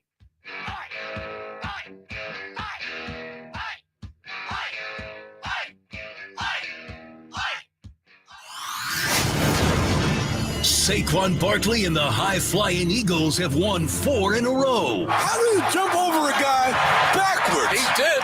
No one's ever done this. Today, they arrive in Texas to keep Dallas winless at home. I like to win. It's not a specific formula for it. As they battle their biggest rival, the Dallas Cowboys. Today's game is sponsored in part by PNC Bank, PDQ Restaurant Point of Sale Systems, Verizon, NovaCare Rehabilitation, your Delaware Valley Honda dealers, Deborah Heart and Lung Center, Acme, Piazza Auto Group, and IBEW Local Union 98. You're listening to the Verizon Pregame Show on the Eagles Radio Network, presented by PNC Bank. Brilliantly boring since 1865. Welcome back to the Verizon Pregame Show. The Philadelphia Eagles powered by Verizon. Hugh Douglas, Joe Giglio, joined by Eliot Shorr-Parks down in Dallas for what is a huge one. Maybe not the kind of game we envisioned, Hugh, when this season began, because usually it's Eagles-Cowboys jockeying for position in the NFCs. This year, Feels like it's a different two teams at the top. It feels like it's the Eagles and the Commanders. But Hugh, in terms of what's on the line today, a lot for the Eagles because we're envisioning a year where they got to get every win they could get in a division that could come down to they and the Washington Commanders. And this one is one that, let's just call it for what it is, Hugh. They should win this game today. I know we've had some guests. You've been on the side of the idea that maybe Dallas will bring it today with a backup quarterback. I'm sure they'll try, but this is a game the Eagles have to go down there and have to take care of business. Oh, no doubt in my mind that the Eagles are going to take care of business, but I don't think it's going to be as easy as everybody is anticipating it to be. And that's the biggest thing. These games, man, are weird, especially when you're talking about your division rival. It's the Dallas Cowboys. These games tend to be a little weird, so I think it's going to be a little bit closer than everybody else is anticipating. Eliot, Hugh's been pushing this angle, this idea. It's a division game, rival game. And Eliot, I get all that, but when the Eagles are really good, and we're bordering on the idea that they now are really good, they can blow teams out. They did it to the Giants a few weeks ago. They did it to the Bengals. And when they're at their best, they blow a lot of teams out. I expect them to win this game, Eliot, by a good margin. If not, I think that's a troubling sign.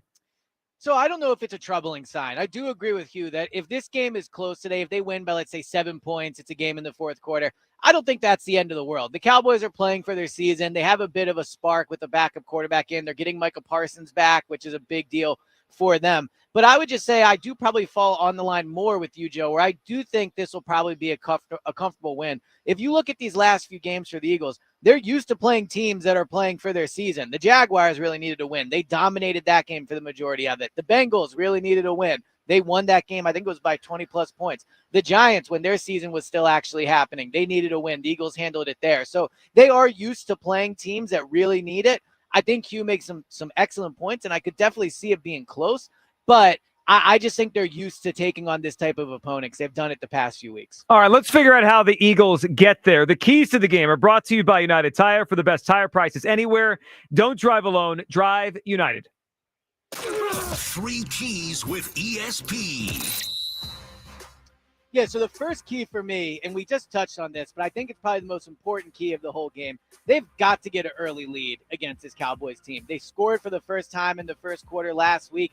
The Cowboys are a team that are looking to quit today. Again, being in Dallas, no one believes in this team. Everyone, even in the building I talked to here that works for the Cowboys, is like, oh, it's going to be a blowout today. So go out there, get a 10-0 lead, score on the first possession, get a turnover the first time Cooper Rush is on the field. Don't give them reason to believe. We always stress the first quarter thing. It's especially important today. Getting an early lead is my number one key. Well, that's a big one for a lot of reasons.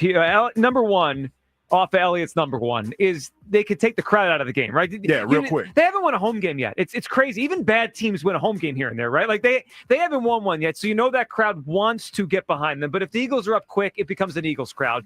The other thing is it allows the Eagles to run the football, and I think it's important, and I know you don't want to overlook them, but if they're going to beat the Commanders on Thursday, you know what I would like? I would like to get some of I would like to rotate players, get some of those starters less snaps. Get some of the youngins in there to play. I'm watching, and then the game's still relatively close, but the Commanders hold a 10-point lead as we speak. You know what they're going to do in a few minutes. If they get up 17 or whatever. Yeah, they're going to start rolling in them young Thundercats. Yeah, I mean, yeah. I think it's important for a lot of reasons. Eliot, I like that one because they got another game on Thursday. Get a lead early and give yourself a chance to rotate guys instead of playing, for 60 minutes.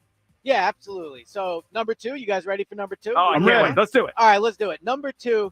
Give Cooper DeJean some help. And this is not a slight at Cooper. Cooper has been awesome. I think he's now currently ranked the number 2 cornerback in the NFL on Pro Football Focus when it comes to coverage. He's been outstanding. But let's be honest here. The Cowboys have one good player on offense, and that player is CeeDee Lamb. CeeDee Lamb lines up more in the slot than he does on the outside. He's lined up 235 snaps in the slot, 208 snaps out wide. Cooper has been a great player. He's still a rookie making his 4th snap, going up against one of the better receivers in the league, and the Cowboys' only legitimate weapon on offense. You have to give him help, have Chauncey maybe, bracket him, however you want to do it. I know it's tougher to do from the slot, but don't put Cooper on an island against CeeDee Lamb. Don't get cocky. Don't get overconfident. Give him some help. Take CeeDee out of the game and make other players beat you. Hugh, I like that one. And with that, they don't really have any other weapons besides CeeDee Lamb. Nah, that's it. Their tight end, Ferguson, is probably their second best weapon. He's a pretty good player, but not a guy that's going to torch you for 100 and something yards. He's a good tight end. I'm good. We haven't seen much of that, it feels like, out of Fangio, where he's given help and it's double teams, but CeeDee's one of the 5 or 6 best receivers in the NFL. It feels like if he doesn't beat them, nobody's going to beat Yeah, him. and then CeeDee's a little banged up because if I'm not mistaken, I think he's playing today with a shoulder thing. So he's probably going to be limited in what he's able to do.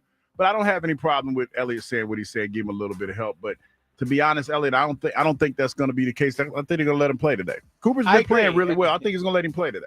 So I agree with you, Hugh, and it wouldn't surprise me if Cooper did play well because, again, I think Cooper's earned the benefit of the doubt. I just don't think there's any reason not to give him help. Who else is beating you on this Cowboys defense? Yeah, you're right. Offense. Today's not about proving Cooper can play. Today's about leaving with a win. So I would definitely not put Cooper on an island. All right, how about number 3, Eliot? So we just touched on it, but I think this is an important one. I think this game is going to be won by the defense shutting out the Cowboys offense. And how is that going to start? Tackle well. The Cowboys don't have players on offense that can beat you with their pure talent other than CeeDee Lamb. Their running game is terrible. Their receivers are god-awful besides CeeDee Lamb. How do bad players make plays? By defensive players missing tackles. They get extra yards after short completions. What should be a 5-yard gain turns into a 25-yard gain. A third down turns into a first down. This Eagles team has been a way better tackling team this past month. They have to keep that up today. Don't let the Cowboys get anything going. Don't give them extra yards when they're not there. Well, it's a huge one because, look the last 4 weeks as this turnaround has happened. The differential between big runs by the Eagles and then big runs allowed by the Eagles, Hugh, it's enormous. Like in the beginning of the year, they were running it well, right? Saquon was doing his thing, but they also were giving up a ton on the ground. Yeah, they were giving up the ghost. Now they're not giving up any big runs, and they're getting big runs. When you win that differential, it feels like it's tough for the other team to win. Like their tackling, Hugh, has been so much better. I would say since the bye, since the Cleveland game? Yeah, since we've had all the issues that we had, basically that happened, everything has been going well for this Eagles team, and they've been playing well, man. They're one of the better defenses in the NFL right now. Eliot, Hugh said that, and he's right. It's amazing how good the defense has gotten because last year it was a bad defense, or at least at times a really poor one. They had some really bad moments, and this year they haven't had, even last week when the Jaguars got into the 20s, 7 of that, or 6 of it, and then the 2-point conversion was on the Jaguars defense. It just feels like a long time since that Bucs game where I felt like the other team was really doing a number on the Eagles defense. Doesn't happen much lately. And look, the Eagles are more talented on defense this year. I think yes. So. Quinion, like Zach Bond, all those things. They're more talented.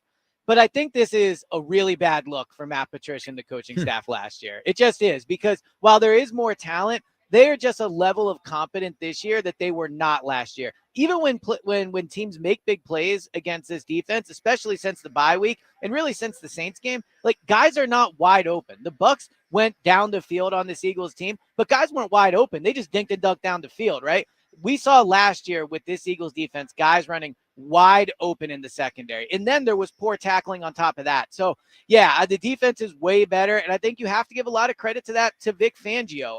Vic has certainly made, I would say, some somewhat controversial decisions. He basically cut Devin White out of training camp. He's cut Bryce Huff snaps. And I thought those were, at least with Devin, a bad decision. But give Vic credit. Like, he has made the right decisions. They look like a well-coached defense. They fix problems when they've been there to be fixed. And if you want to talk about why you should be confident in this Eagles team today, it wouldn't shock me if Jalen had a bad game. It wouldn't shock me if the offense struggled a little. It would shock me if this defense gave up over like 28 points. I think worst case today, you're talking maybe 20 points given up, and that should make it a winnable game for the Eagles offense. Yeah, and if you go back to Cooper Rush's games when he played, an extended period 2 years ago, that was kind of the number, right? The Cowboys defense was really good at that point. They were giving up 11 points a game, by the way, in those games Cooper Rush started. Yeah, I don't think they had a game where he only scored like 10 or 13, but there also weren't those 27s, right? It kind of hovered in that 20 range. So I agree with you on that, Eliot. And, it's a good point you made of the Fangio thing. Look, some of the players are just different, like you said, and better. So they're just better players. But I give Fangio credit for this, and it is a knock on Patricia and Desai. One player, Eliot, that Fangio has kind of unlocked and he's reemerged here, and I don't think we've talked a lot about him, is Josh Sweat. I mean, 2 years ago, 100%. He's a Pro Bowler. He's one of their best players. They get to the Super Bowl. Last year, I don't think he had a sack, in the last handful of games, maybe more than that. Eliot, he has 5 sacks in the last 5 games, and I started to wonder if he's now going to be a guy they try to re-sign instead of let go, which is complete opposite of what I thought last offseason. Yeah, and I think he's in the top 20 in the league in total hits, hurries, and sacks among edges. So he has been one of the more productive edges in the NFL, and I would say quietly, right, especially with how this season started, all the concern about the edges and how they're playing. But also, we haven't touched on it yet, but this is the first time we've talked since the trade deadline. And the fact that they didn't make a trade at the deadline to go out and get an edge. You look at Zadarius Smith getting moved for a 5th and 6th round pick. A few other edges were moved for really not a lot when it comes to compensation. Howie has doubled down on the edges that he came into the season with. And of all the edges, if you told me in a big game who's getting a big pressure, who's getting a big sack, like who is getting the Jared Goff when they played Detroit, it's Josh Sweat. As good as Nolan Smith has been, and Bryce Huff, for what it's worth, has been better since the bye week. He has 3 times as many hits, hurries, and sacks as he did in the first 4 games. But Josh Sweat is their best edge. And you're right. He probably doesn't get enough credit. Hugh, what do you think of that? I mean, because we talked on Wednesday about the trade deadline that came and went. Eagles did not do anything. But the way Eliot framed it, it is Howie doubling down on the edge rushers he has, that he thinks he has enough. And the crazy part is they've gotten enough lately without their highest price guy, Huff, doing much at all. I mean, I know he's been a little better, as Eliot said, but he's not the reason they're better. It's been more Smith, more Sweat. That's been the change the last month. Yeah, and they look like they're starting to turn the corner. It's just unfortunate for Bryce Huff right now that it looks like it's taking him a little bit longer to get to the quarterback than it is everybody else. But you almost have a pass rush by committee. Yep. You don't really have one focal point. And to your point, Josh Sweat. I combined the two. You see what I did there? That used to be an Eagle, Josh Huff, a wide receiver. You've gotten a lot of production out of him. I like where they're going, man. I like the fact that these young guys are playing well, and they're playing well at the right time, because the one thing that you don't want to do, you don't want to peak too soon. You talk about some teams that, like the New Orleans Saints, they peaked in the first 2 weeks of the season. And they've lost. Then they mess around and got their coach fired. So it's one of those things where, we can say what we want to say about this Philadelphia Eagles team, the fact that, they give us agita all the time, but this defense is playing well. They've been one of the better ones. I mean, they're 3rd in the NFL in total defense, which that tells you a lot just right there by that. By the way, the inactives, which came out a little bit later than normal because the game is a 4:25 kick, not the 4:05 kick. Inactives today: Tanner McKee, Eli Ricks, Tristan McCollum, Darian Kennard, and Trevor Keegan. So no surprises there. And LA, this team is getting healthy. I mean, that injury report on Wednesday was, kind of lengthy with a lot of rests. But then by the time we got to Friday, I mean, it's mostly clean. And it sounds like Jordan Mailata is on track for Thursday, which would be huge for them before that Commanders game. Yeah, I mean, Fred Johnson's played well. Look, it's a tough decision with that Thursday game if you want to I wouldn't say rush him back, but he doesn't get a lot of practice prior to that game. But, speaking of injury reports, I do think it's worth bringing up. We were just talking about the edges on this team and their need to make an impact. The Cowboys are officially going to be out without starting left tackle Tyler Guyton today. He's not been that good this season regardless. He is a rookie, but he has been their starter, and now they're without him. So with Cooper Rush back there, if they can get pressure on him, Cooper turns the ball over. In his 6 starts, I think he has 5 turnovers, 4 interceptions, and 1 lost fumble. So the edges should be able, especially with Tyler Guyton out, to get to Cooper Rush. But you are absolutely right. The Eagles enter this game as the far more healthy team. Mailata obviously out, but with Fred Johnson starting the last month, they're entering this game with pretty much every player they've had or they've needed to go 4-0 over the last month. So yeah, they're definitely the healthier team compared to the Cowboys today. Well, and that left tackle thing is certainly a big one. I mean, we saw what the Eagles did to a backup left tackle with the Giants 3 weeks ago, right? When Andrew Thomas was out, they just destroyed Daniel like a drum. Yeah, they just got after the quarterback all day. Hopefully it's another day like that. All right, coming up on the other side, we'll check in with Merrill Reese, his thoughts on the game, the matchup, and of course, Dallas week. This is the Eagles Radio Network presented by PNC Bank. Brilliantly boring since 1865 on 94 WIP. People ask, is PNC just a boring bank? Well, that depends.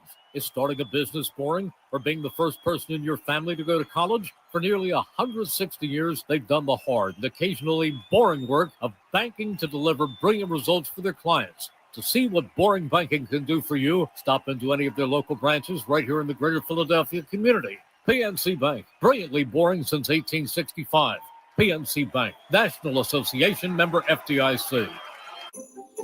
This season, Chevy brings classic pairings, cookies and milk, mistletoe and kisses, and your holiday plans and a new Chevy. Silverado 1500 gives you power and capability with 430 pound-feet of torque to haul your holiday tree. Equinox EV and the all-new Equinox offer award-winning quality and style to see you through the holiday season.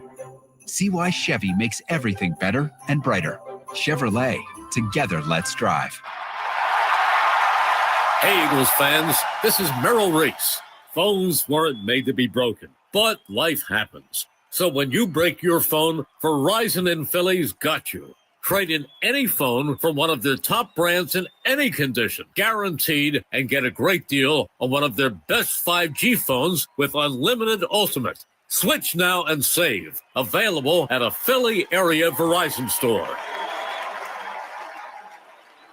Know what's below, because even minor excavation projects like installing a mailbox, building a patio, or putting up a fence can do major damage. Contact 811 before you dig, or visit pa1call.org to submit a locate request to have underground utilities marked. The Hess truck's back and it's better than ever to the rescue. This year, the Hess truck's here. The 60th anniversary Hess Fire Truck with car and motorcycle comes with lights, sounds, and a huge ladder. Only at HessToyTruck.com with free shipping and batteries.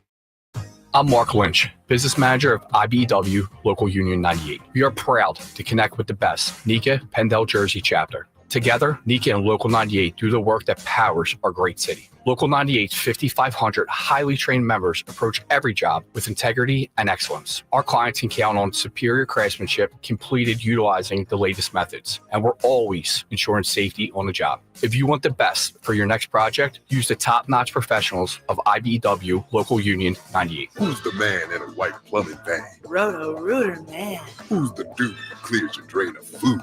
Roto-Rooter man.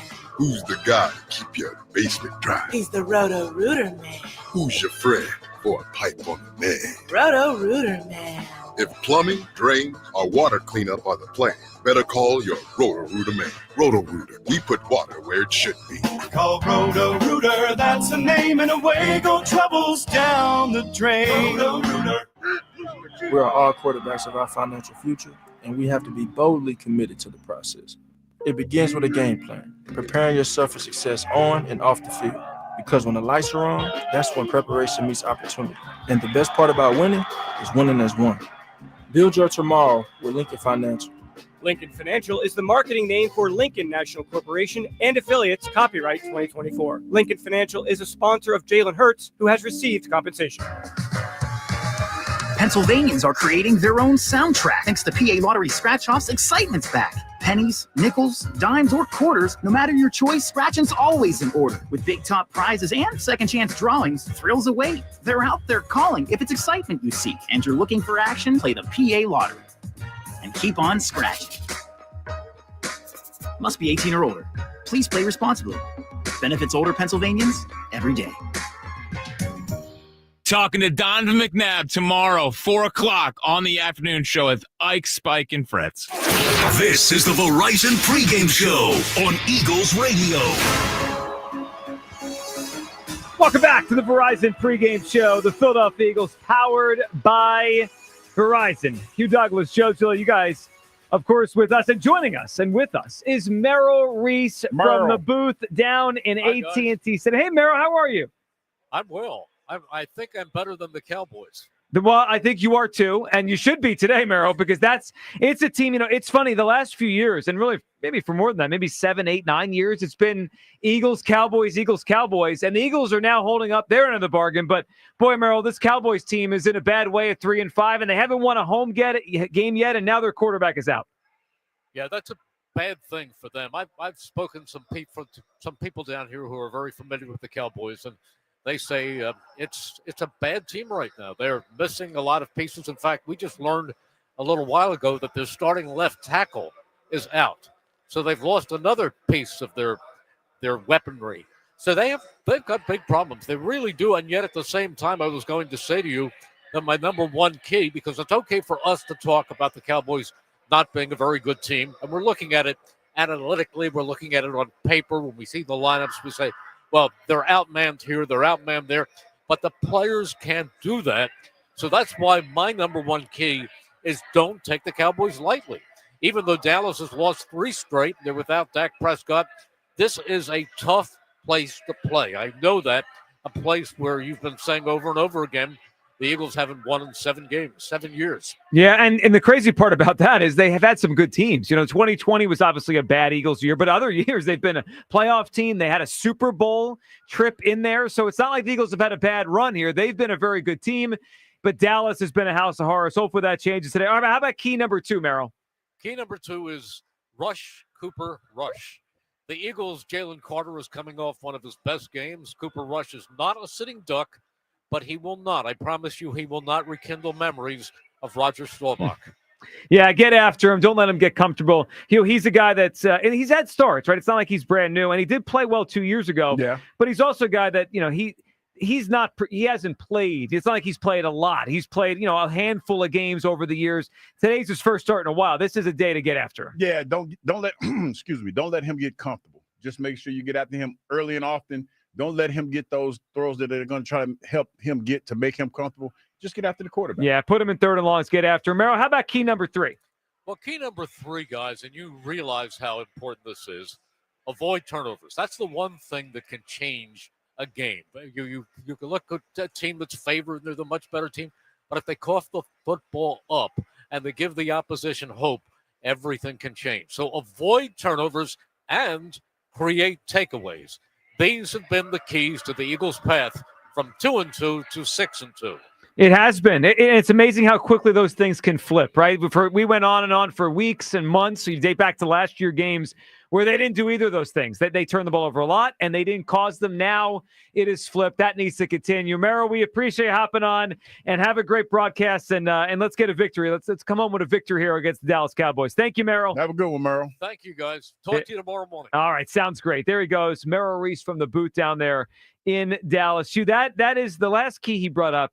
It really feels like the biggest change. The Eagles have stopped turning the ball over, and they had the weird one last week with Saquon, right? When I still think that wasn't really a fumble, but all right. Yeah, that was a weird call. It was, and they reviewed it, and they even doubled down after the game. But all right, so they had the weird fumble. But other than that, the last month, they're not turning the ball over, especially Jalen. He's not putting the ball, in harm's way often at all, and he's certainly not having any turnovers on his ledger. And then Hugh, they're also taking the football away. That feels like the biggest change here. It's not just that they're playing better. It's they don't give up possessions, and then they're creating new ones. Yeah, turnovers, man. That's something that as a defense, that's what you want to have. You want to at least have 2 turnovers a game. And if I'm not mistaken, that's what the Eagles had last week. If I'm not mistaken, in that game against Jacksonville. They did both linebackers. Yeah. And that's what you want, Joe. That's when you know that your defense is starting to play well. Coach Fangio, for the most part, when he got here, we didn't really know what to expect from him. We knew what his history had brought to the table, but we didn't know what to expect with the group of guys that he's had. He's made some controversial moves. There's no question about that.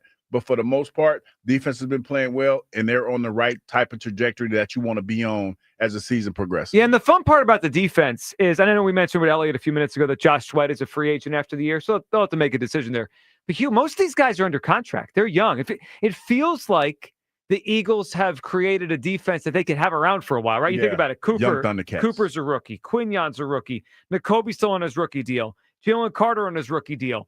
Nolan Smith on his rookie deal. Reed's still under his first contract. Like, these guys aren't going to be going anywhere. They'll be here next year. Hugh, one player that is not a player under contract. I wonder if they think about extending the contract of Zach Bond pretty soon. I think I said it to you the other day, and you were like, wow. I think he's a Pro Bowler. I think they have a Pro Bowl linebacker in Zach Bond. I don't want that guy to go anywhere, Hugh. He should be here for years to come. He's been playing well, man. But I would say, being devil's advocate here, if there's an opportunity, I would probably wait to the end of the year to see what his market value is, and potentially there's a chance that you could probably get an upgrade at that position. Upgrade over the way he's playing? No, I mean, he's been playing well. Yeah. I'm just saying. I just said I was playing devil's advocate. I know. I'm just saying. You're talking about a guy who came in and has played well under the circumstances. Was primarily a special teams player. Yeah, he didn't play. He wasn't in New Orleans. Yep. So yeah, I mean, he's earned his keep though. There's no question about that. Well, the fun part is we've played roulette at linebacker every year, right? They just swap out the 2 and then they bring 2 more in. And it feels like, at least with Nakobe, under his rookie deal, and then, the idea of maybe Bond stays, that they could have some continuity there for the first time in a long time. That has been great. The other part that Merrill brought up is focus here, Hugh, because it feels like the only way this thing goes the wrong way today is if they're not fully focused or they have turnovers. If they just play the game they've played the last month, they should beat this team. Yeah, they should be fine. But again, it's the Dallas Cowboys, and you tend not to want to overlook that team. Does that happen? Because you've been in that spot where you've been on good teams, you play bad teams. Does the overlooking thing happen? And when it does happen, like it. Why? Is it a player's thing? Is it a coach's you're thing? You're playing well, and I've been the team that has been overlooked because you're playing well, and it's one of those things where you look at it and say, oh, man, they can't possibly beat us. And sometimes teams play above their station. They play above their station. They play with pride. They play because they know that you probably feel that this is an easy win for them. Yeah. So they don't want it to make it easy win for you. They want to make it as hard as possible. And I feel like today, that's probably what the Dallas Cowboys are going to do. They know they're in a bad spot. They know they're not at full strength like they have been in the past when they played you.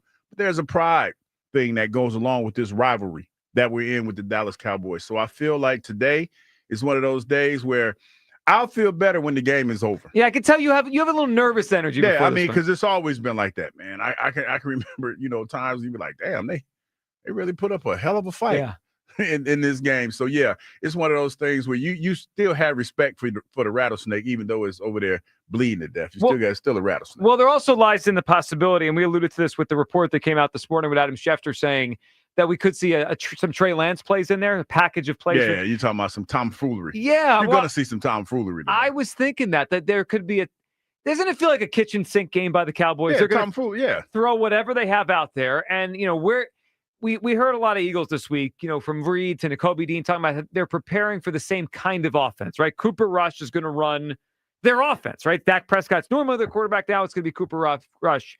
But if there's a wrinkle in there, Hugh, that the Eagles may not have prepared for, it's the Trey Lance thing, because we haven't seen him play all year in the real games. Now they might throw him out there. It's the Trey Lance thing. It's the quick hitters. Yeah. They're going to probably try to hit a couple quick hitters. I think Dave alluded to that early on. They're going to do everything that they possibly can. Do not be surprised if at the beginning of the game, when their first possession, they do some tomfoolery to get in scoring position as soon as possible. That's what they're going to try to do. So when you've experienced that, is that one of those things you just try to weather the storm? Like when Trey Lance comes in, and look, we could be real. Trey Lance has not been a good player in the NFL, right? It's why he got traded. It's why he didn't get to play much in San Francisco. But he does have a skill set with his speed and power running that if the Eagles aren't ready for a play, he could break one. He's that kind of quarterback. Yeah, I can remember being in the huddle and Doc saying something to the effect of hey, they're not even in the playbook yet. Just weather the storm. Because we've had our times where we've had our back against the wall and, you had to bow your neck a little bit because they were in scoring position and just weather the storm, because once they get into their playbook and they settle down, then that's when you could see it for what it really is.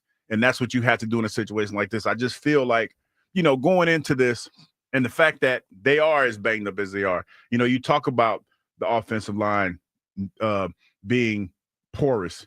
You talk about the fact that they don't have a running game. Still the Dallas Cowboys, and they still hate the Eagles last time I checked. And it does make me a little nervous when you have people that are around the team say, oh, you're going to kick our butt today. I don't usually go that way. I mean, I'm thinking that the Eagles win this game. Don't get me wrong. I think they're going to win this game, but I don't think it's going to be as easy as everybody thinks it's going to be. Well, you might be right, but if it goes that way, I think it's more on the Eagles than the Cowboys, because they just don't have the players they used to. Now, Parsons coming back is certainly a thing for them, but the Eagles have handled him before. Hugh, you've spoken about it. Yeah, he disappears. Yeah, and Lane Johnson has done a good job on him. For as good as a player Micah Parsons is, he really hasn't wrecked too many of these games. Plus, I don't even know what he's going to be like today. Coming off a high ankle, that's not an easy thing to return from. So we might not even have the best version of Micah Parsons. We shall see. But yeah, the news came down a little while ago that the Cowboys left tackle out of this game, Tyler Guyton, their rookie. So the health is certainly on the Eagles side today as we get set for kickoff today at 4:25. All right, coming up, we will check in with the home team guest, Bobby Belt. He covers the Cowboys for 105.3 The Fan down in Dallas. He's Dallas's Eliot Shorr-Parks. So we'll have one Eliot and we'll go to another one. Bobby Belt will join us. What is the temperature of the fan base down there? And maybe he can give us some insight on what it was like to have the owner of the football team go on his radio station and threaten to get some hosts fired. Bobby Belt checks in from AT&T Stadium next. This is the Eagles Radio Network, presented by PNC Bank. Brilliantly boring since 1865 on 94 WIP. The Nissan Rogue with available Google built-in helps you make the most of your drive. Take care of the small stuff, like, hey, Google, cool down my car. And, hey, Google, turn on the dog feeder. Or change up your adventure. Hey, Google, navigate me to the nearest music venue. handle your drive like a pro. Experience the ultimate connection in the new 2024 Nissan Rogue. Now Nissan offers 6 vehicles with starting MSRP under $30,000. Visit your local Nissan store and nissanusa.com today. Not equipped on all vehicles. Requires compatible device. Sequences shortened and simulated. Activation of Nissan Connect services package required. Only use features when safe and legal to do so. Data rates may apply. Subject to third-party service availability. Google, Google Play, and Google Maps are trademarks of Google LLC. Applies to 2024 Nissan Altima, Kicks, Leaf, Rogue, Sentra, and Versa base models. Trim level described with higher MSRP. All prices are manufacturer suggested retail price. MSRP excludes $13.90 destination and handling charges, tax, title, license, and options. Dealer sets actual prices.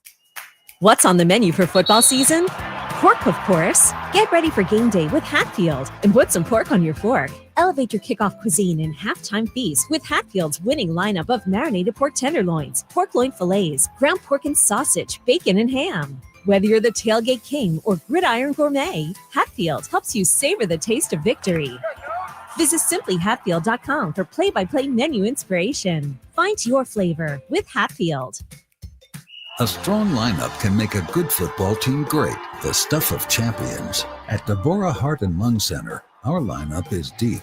Cardiologists to cardiothoracic surgeons, electrophysiology to heart failure specialists, and everywhere in between. Offense, defense, and special teams. That's why Deborah is one of the premier heart hospitals in the country, right here in South Jersey. Remember, when it's your heart, you don't take chances. DemandDeborah.org. Modern Group is your trusted authorized Hyundai forklift dealer in the Philadelphia metropolitan area, helping lift your team to victory. With trucks ranging from all types of sizes, let Modern be your Hyundai forklift provider. Modern Group also services and sells parts for all forklifts. And right now, Modern Group is hiring technicians. Signing bonus, great pay, benefits, and employee-owned. Join a winning team. Visit moderngroup.com for your forklift needs.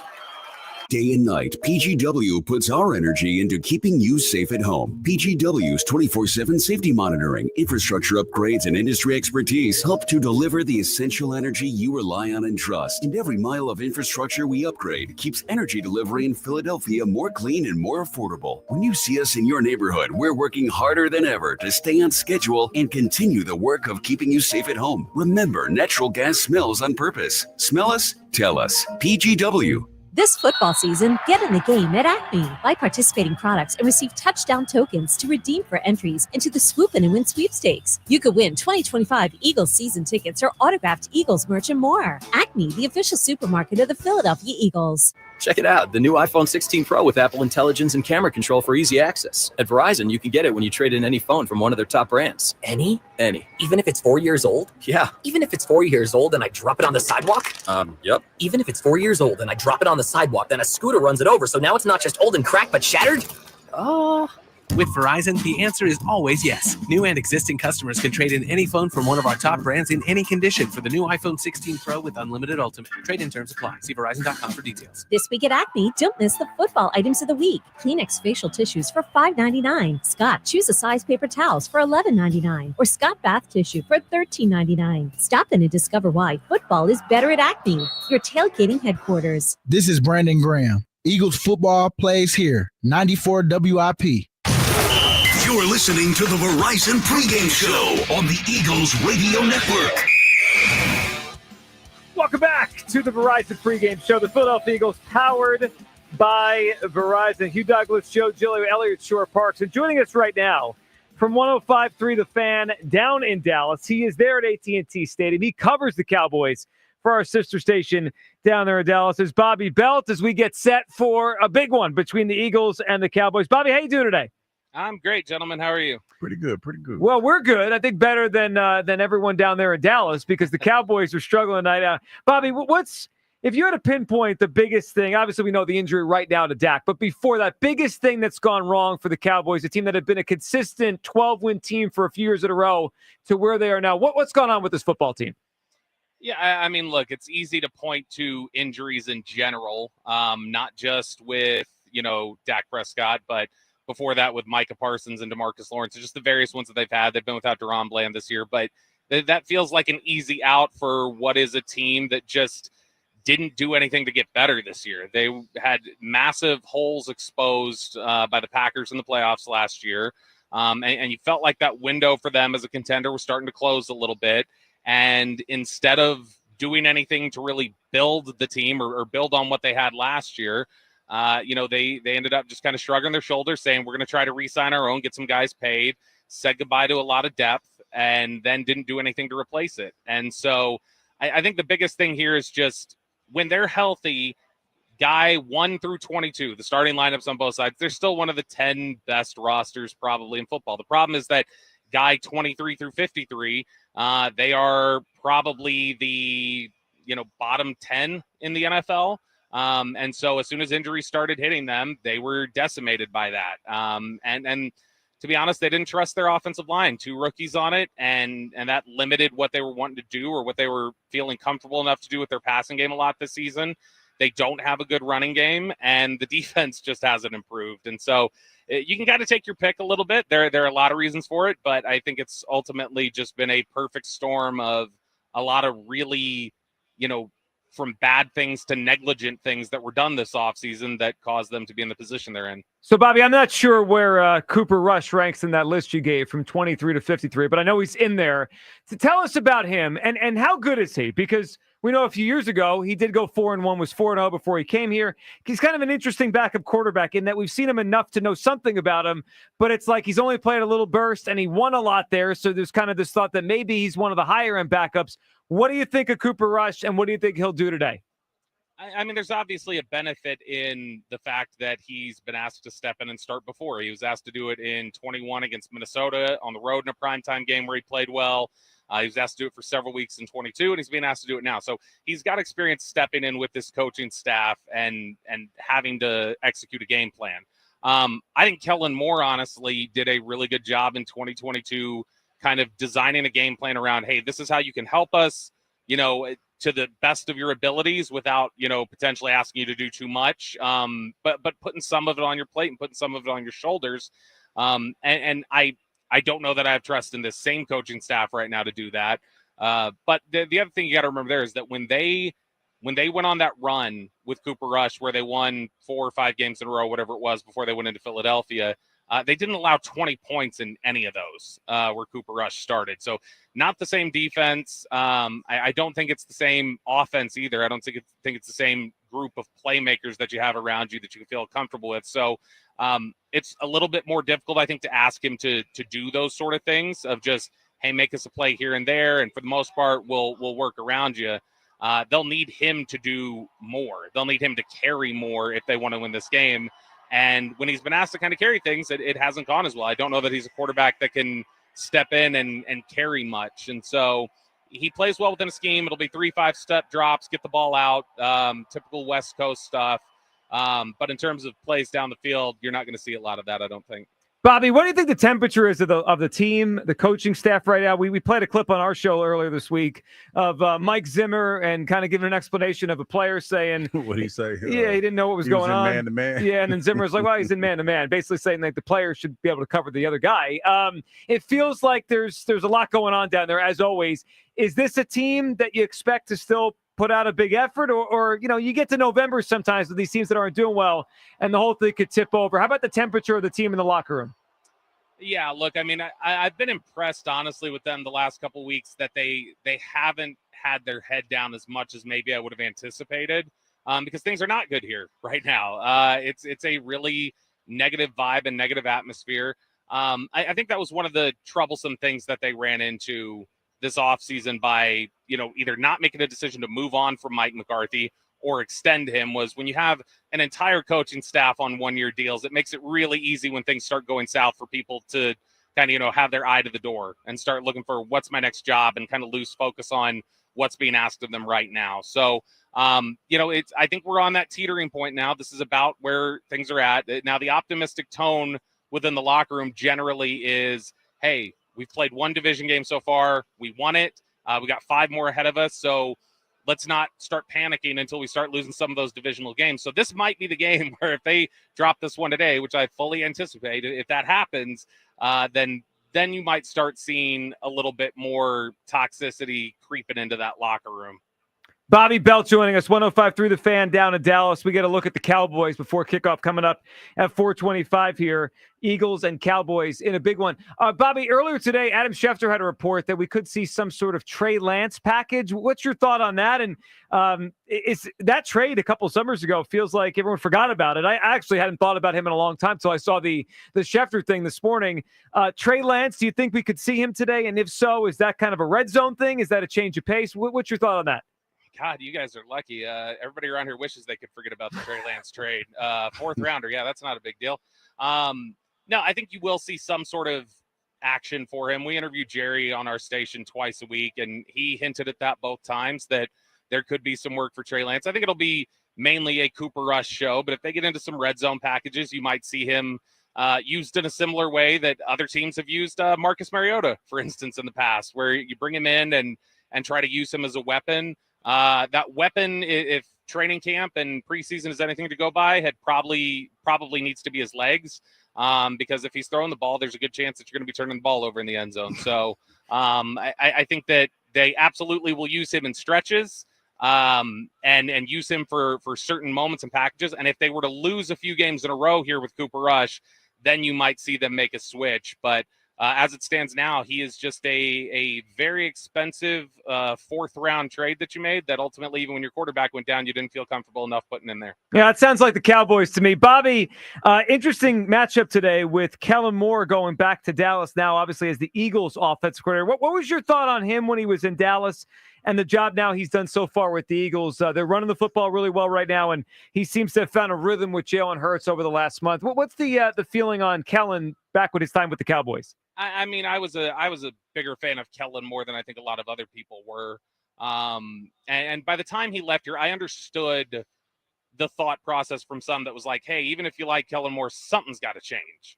There's got to be something, when you have these results at the end of the year that you got to start figuring out what's not working for you. And if Kellen's part of that equation where you can't just say, hey, we got to run it back, you got to find something to change and replace.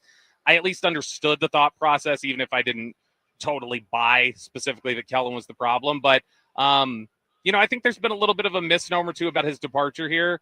I think that was probably more so Kellen saying, I think I'm done here than, the Cowboys saying we want to reset. And I don't know that there's a ton of love loss here anymore. There was at one point in time, I think a lot of people thought Kellen was on the Jason Garrett trajectory where offensive coordinator for a couple of years, put him in as head coach and let him go. But I think at times he butted heads with Mike McCarthy, and I think there was some tension there. And when it was clear Mike McCarthy was coming back, I think Kellen said, you know what, let's start things over. And I mean, I'm personally glad he's one of the nicer guys you could meet. I'm glad he's had success there in Philadelphia this year, and I think you're seeing the difference that he can make. Bobby Belt, 105.3 The Fan down in Dallas. Bobby, last one for you. Mike McCarthy, obviously, his job status is a big conversation. He's a lame duck coach. Assuming this thing doesn't turn around, I'm guessing he's out at the end of the year. Do you expect the Cowboys Belichick rumors to really be a thing, or is that more of a media creation and you don't think he's really coming down to there to Dallas? Yeah, I think when Mike McCarthy is let go, which will be what occurs, day after the season ends in January, I would assume. But yeah, I think that's absolutely a possible end game here would be Bill Belichick in Dallas. They have a good relationship with each other, the Joneses and Bill Belichick. I think Belichick would have a lot of interest in the job. I would be most interested to see what would happen in terms of with their personnel department and what kind of departures you'd see if Belichick was brought in, though. So they might be brought into a point where Jerry and Stephen Jones are faced with the decision of, all right, do you want Bill Belichick as your head coach and find somebody else to run your personnel department? Because I don't know that Will McClay sticks around in that instance. Or would you say, I trust Will McClay to build this team and we need to find a different coach? So that may be the question that they're faced with. And it might be difficult for them to pass up a guy with as many skins on the wall as Bill Belichick has. But I think he's absolutely going to be one of the top contenders for the job if that comes open or when it comes open. Yeah, it feels like we're headed there. Bobby, thanks so much for a little bit of time here. Enjoy the game, and I'm sure all the content to come on 105.3 this week with Jerry Jones on your station. Thank you, Bobby. Thanks, appreciate y'all. There he goes. One. Bobby Belt, 105.3 The Fan, down in Dallas there. Well, he hit what's been a kind of a constant rumor here, Hugh, which is the idea that when they fire McCarthy, which is coming, that Belichick is gonna be in the mix to be the next coach. I don't know. because I think that Coach Belichick is going to come in and he's going to want to have a whole lot of say in what they do. And I don't think Jerry's willing to give that up yet. It's been obvious by the coach that he's had in the past that it's clear that he is real instrumental in a lot of the things and decisions that are being made. We tried this before. We tried this with Bill Parcells. And when you talk about the kind of power that Belichick wielded in New England, I don't think that dog hunts in Dallas. He might try to bring him in, and they might try to make it work, but I don't think he will. Yeah, ultimately, do I think if he went there, they'd win big? Probably not. It would probably be too much friction. It wouldn't work, the whole thing. We'll see, though. I mean, Hugh, we have had Eagles, Cowboys as the best two teams in this division for, 8 years now? I mean, I think the last time we had a non-Eagles, Cowboys division winner was the Commanders in 2016. It's been a long time, right? The Giants have not won a division in a very long time. The Commanders haven't won it since Kirk Cousins was there. It feels like this division is changing. Hugh, I think the Cowboys are headed for a downturn. I don't think this is just like a bad season. They have a very top-heavy roster, right? They have like 3 great players, right? Micah, Dak, CeeDee Lamb. Yeah. The rest of their team is not that great. And now you have Dak, who's probably out for the season with a serious injury. We'll see how he looks next year. Yeah. And then they've got a lot of money tied up in just 3 players. We could be looking at a change in the NFC East where moving forward, it's Eagles, Commanders. We know the Giants are bad. Yeah. But I don't know if Dallas is just going to bounce back. It seems like they're on a little bit of a downturn, especially when you talk about the fact that they didn't really do a whole lot in the offseason. It's like they punted on the offseason. Yeah, they did. And Jerry seems like, I don't want to say coming unhinged, but I think unhinged kind of works well. I like that word. Situation. Yeah, it works well in the situation. Coming unhinged a little bit. It just looks like they're not going to be the formidable team that they once were. You know what might create a situation where Jerry gets more unhinged, Hugh? A loss to the Eagles. I could just imagine what he might say on the radio this week. Yeah, it might get ugly. It might get ugly. A couple weeks ago, he's trying to fire radio hosts. Oh yeah, he was definitely trying to fire him. And I guess they told him, hey, you can't do that. Yeah, you're not really in charge of everything here. Yeah. I mean, he probably had a little bit of a pushback, but that's kind of crazy. Well, here's what I need today. Because it's a CBS game, so the game obviously on WIP. You can listen to Merrill, Mike, and Howard, but it's also a CBS game. I need the CBS cameras on Jerry Jones a lot today. That's always the best part of an Eagle-Cowboy game, especially if the Eagles are in the lead or taking care of business. I need a lot of Jerry Jones today to see his reactions. McCarthy, too. Eagles, big favorites of the game, and hopefully they take care of business. All right, coming up next, Eliot rejoins us here, and we'll have some predictions for you leading you up to Merrill Reese on the call. The Eagles and the Cowboys. It's a 425 kick. We'll take you into the game right here on the Eagles Radio Network, presented by PNC Bank. Brilliantly boring since 1865 on 94 WIP. Hey, Eagles fans. This is Eagles All-Pro wide receiver Mike Quick. Phones weren't made to be broken, but life happens. So when you break your phone, Verizon and Philly's got you. Trade in any phone for one of their top brands in any condition. Guaranteed, and get a great deal on one of their best 5G phones with unlimited ultimate. Switch now and save. Available at any Philly area Verizon store. This is Mike Quick. PDQ POS is the MVP of point-of-sale solution. Easy to use with the best support in the industry. And it doesn't take a bite out of your sales with costly fees. It's the choice of all concept food service businesses across the country. PDQ POS has real-time analytics and insights to evaluate your team and your play call. PDQ POS has been rated the #1 point of sale by restaurant owners for more than 35 years. So don't wait. Make the switch. PDQ POS today. Visit PDQPOS.com. Hey, it's number 59, Seth Joyner. Birds football, best time of the year. Join me right now and open the BetParks Sportsbook app, and you're in the zone. BetParks is the only casino and sportsbook app that I use and recommend. Winning is always a rush, but the money is in the moment. The confidence of underdogs covering, the tension before the clutch turnover, and the pride of a parlay paying off. It's another chance to win big with all-day action. New customers make your first winning $10 bet and get $125 in sports bonus bets. You play for fun, you love to win, you bet. BetParks. Must be 21 in New Jersey, Ohio, Maryland. Gambling code 1-800-GAMBLER. Kick off game day the right way this season with Hers, the snack that's rooted in Philly. They've been a hometown favorite for nearly 8 decades and counting. So when you say their first team all flavor, you can taste it. Hers runs a deep roster of unbelievable flavors like zesty, sour cream and onion, sweet and smoky honey barbecue, and slightly spicy jalapeno kettle chips. So next Birds game, you can't help but go for 2. Bags, that is. Hers, rooted in flavor. Hi, it's Merrill. Hand and Stone Massage and Facial Spa is here to help you distress after the game. Visit them to restore, relax, or refresh with a much-needed massage or facial for an introductory price starting at just $79.95. They offer an abundance of facial and massage services. Visit any one of their 60 spas in Delaware, South Jersey, and Philadelphia, including the Lehigh Valley, or go to handandstone.com. Restrictions apply. See spa for details. The Piazza Auto Group is proud to have served as the halftime sponsor of the Eagles radio network for over 20 years. As we hope for another championship, it's the perfect time to drive home in the new or certified pre-owned vehicle you've been wanting. The Piazza Auto Group features 18 brands, including Honda, Acura, Mazda, Hyundai, Genesis, Mini, Nissan, Subaru, and Volkswagen. To find the location nearest you or to shop their extensive inventory, visit PiazzaAutoGroup.com. We are all quarterbacks of our financial future, and we have to be boldly committed to the process. It begins with a game plan, preparing yourself for success on and off the field. Not just thinking about short-term wins, but long-term goals. And the best part about winning is winning as one. Build your tomorrow with Lincoln Financial.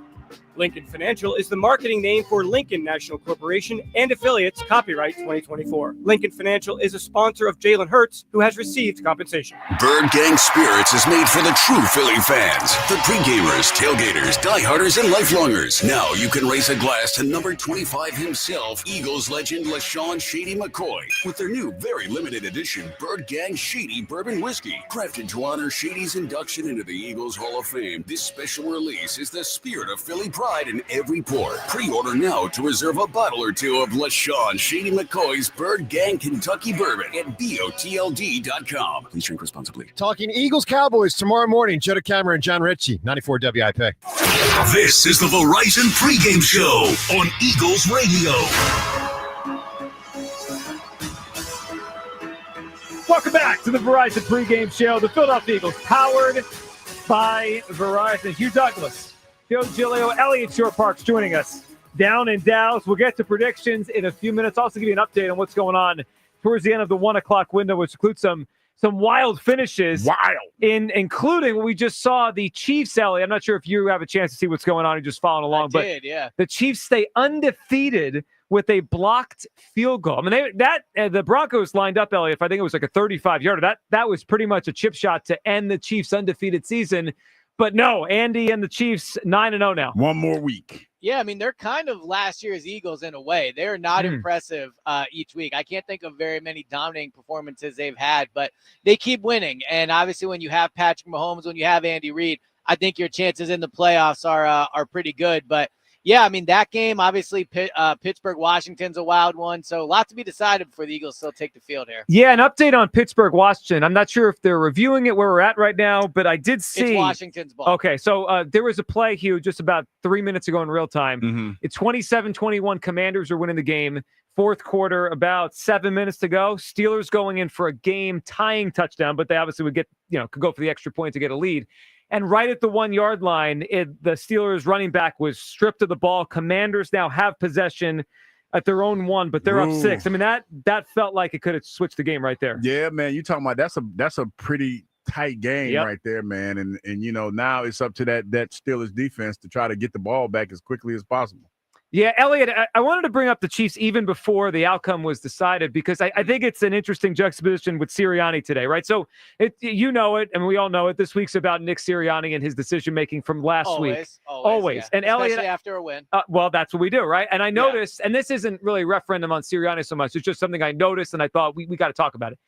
Earlier in the game, on a 4th down and I think like 1 inside the red zone in a lower scoring game, Andy took the field goal. Now that ended up helping them today. Maybe other times he would go for it, whatever.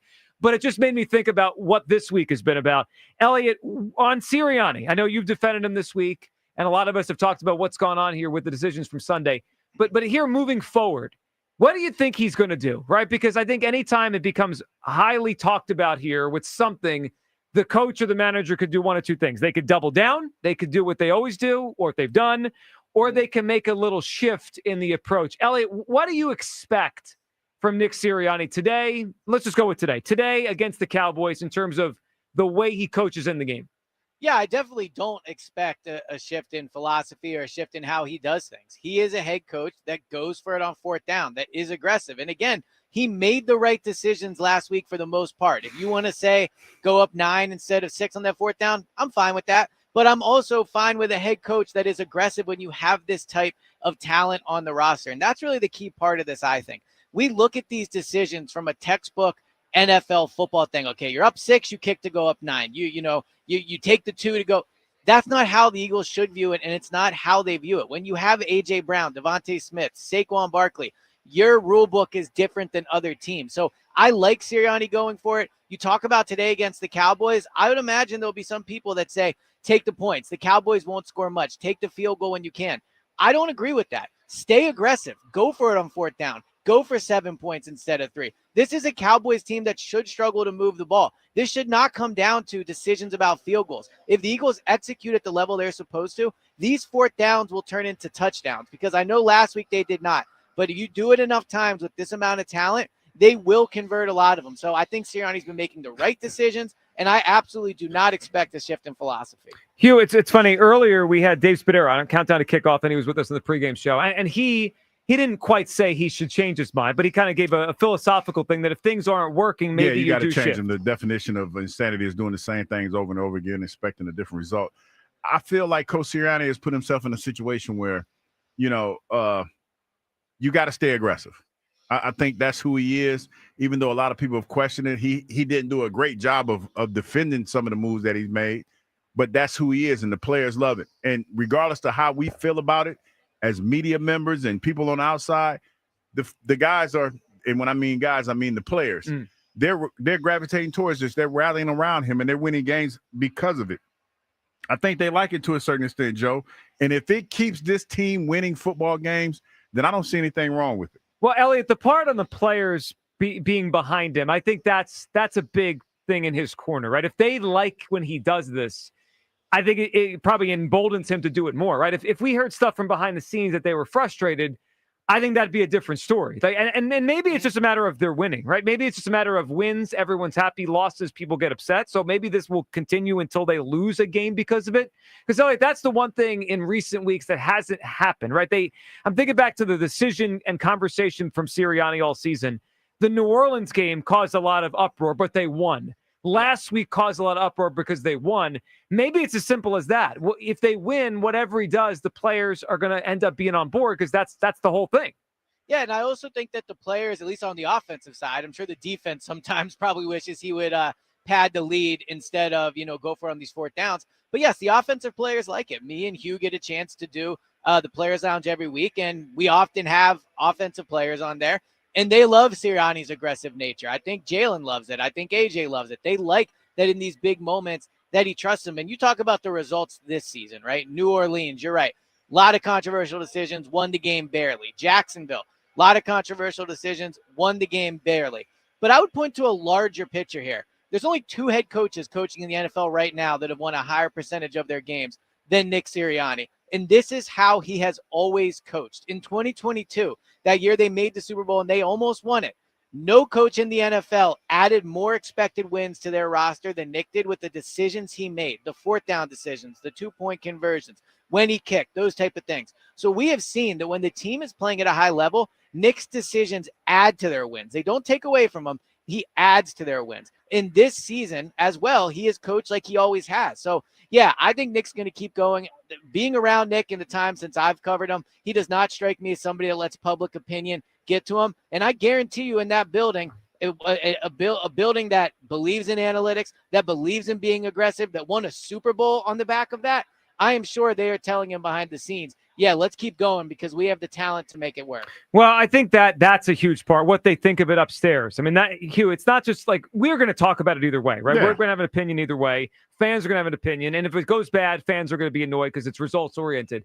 Hugh, what really matters is what the Eagles front office thinks, because they're the only ones that really know what the data tells them. Like, we can look at it and say, hey, that didn't make sense, or hey, I got that. Mm-hmm. But they're the ones providing him as you said last week when you were on the sideline, was it Westbrook? Who was with you? It was Doc. And Doc was like, have you ever seen the printouts that they have for the analytics? So and that everything? means that Howie and Jeff know what he's looking at. And if he's going with what the papers say, or they don't have a problem with it. But if he's going against it, then they can't be happy. Yeah, and it's one of those things where this is a bottom line's business. And the bottom line is if you're winning football games, regardless of how you're doing it, you're getting it done. And this team is 6-2 right now, and they're playing against the Dallas Cowboys then. If it works today, then I don't think there's a reason why we should quit. We're going to question it. Let me pull that back. Of course we are. I'm going to say something crazy right there. We're going to question it. But it's one of those things where as long as they understand it, that's the only thing that really matters.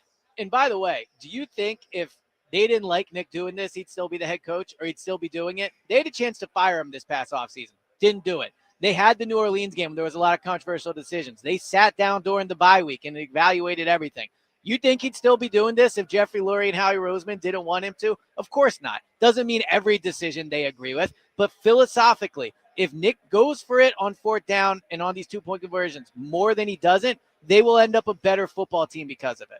Well, I think they believe that. I mean, because I think you said it earlier this week. The results speak for themselves. Yeah, and you said it earlier this week on the station, I think when you were with the afternoon show. I mean, this predates Nick. I mean, it goes back to Doug. But there's also, Eliot, there's 2 parts to it. There's the decision, and then it's the execution, and it's the play call. And I think that's part of it too, right? Because I imagine he's probably going along with what the data says most of the time. I think we can assume that. But it's the idea of what plays they're calling, what they're running, and is that also the proper way to achieve, success there? And by the way, let's look at just these past few weeks, right? Last week, playing the Jaguars, Doug, I believe, punted it from inside the Eagles' 50. I was surprised at that. That was a bad call. They lost that game. Yep. The week before, Zach Taylor had a 4th and 1 at the Eagles' 9-yard line in the first quarter. They were moving the ball up and down the field. He kicks the field goal. They go up 10-0 instead of potentially 14-0. They lost that game. Week before, Brian Dable, inside the Eagles' 50. Again, punts the ball.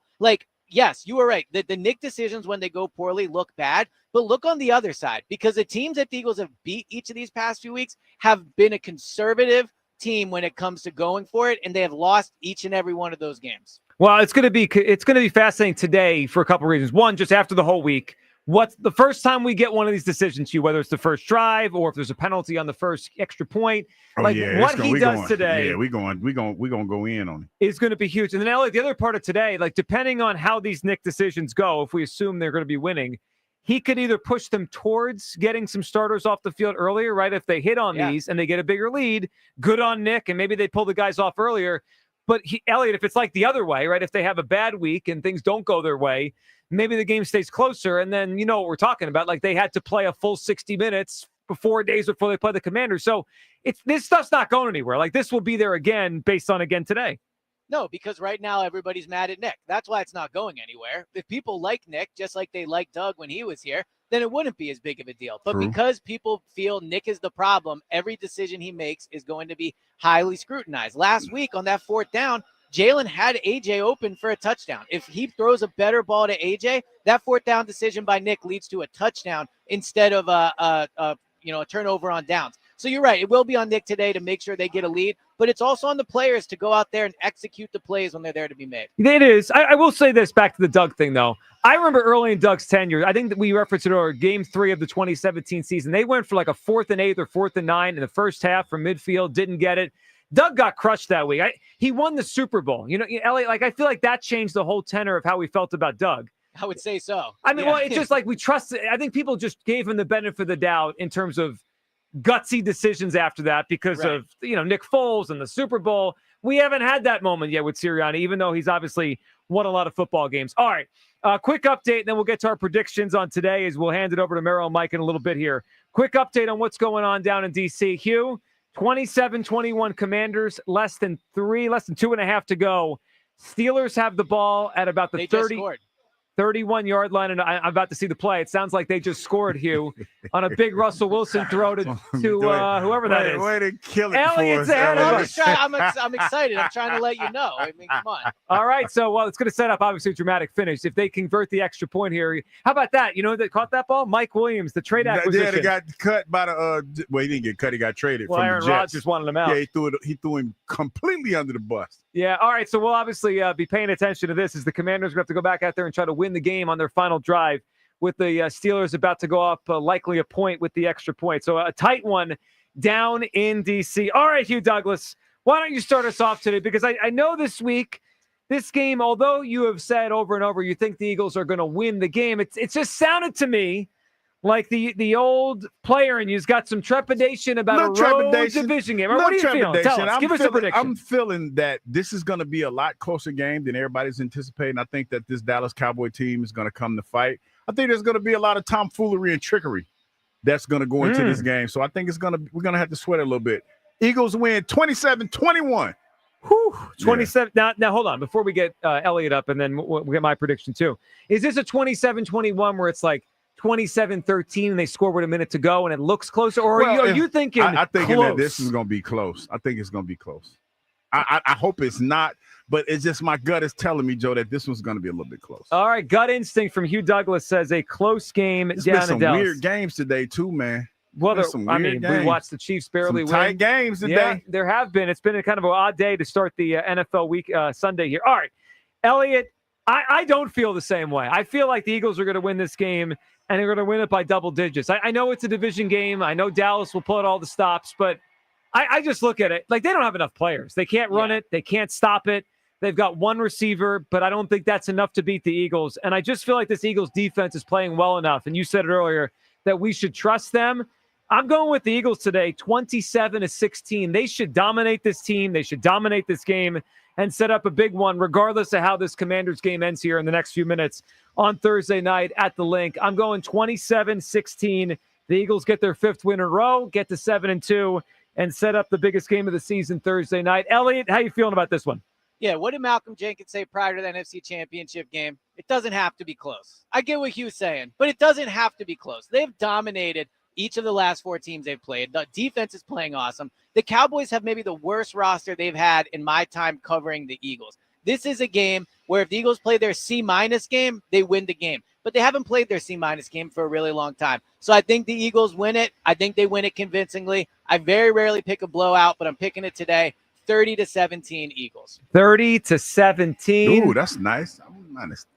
Yeah, I would take that. Maybe get some starters off the field late in the game and get ready for that one against the Commanders coming up on Thursday night. All right, Eliot, we appreciate it. We'll talk to you during the week. We'll see you Thursday night at the Link. That wraps up the Verizon pregame show. Remember to stay tuned after the game for the PDQ Restaurant Point of Sale Systems postgame show with Rob Ellis and Jason Avant. For Hugh Douglas, Eliot Shorr-Parks, Dave Spadaro, Dave Breitmeyer, Dan Wilson, Austin Yim, Mike Angelina. I'm Joe Giglio. Now stay tuned for Merrill and Mike as they bring you all the action on the Eagles Radio Network, presented by PNC Bank. Brilliantly boring since 1865 on 94 WIP.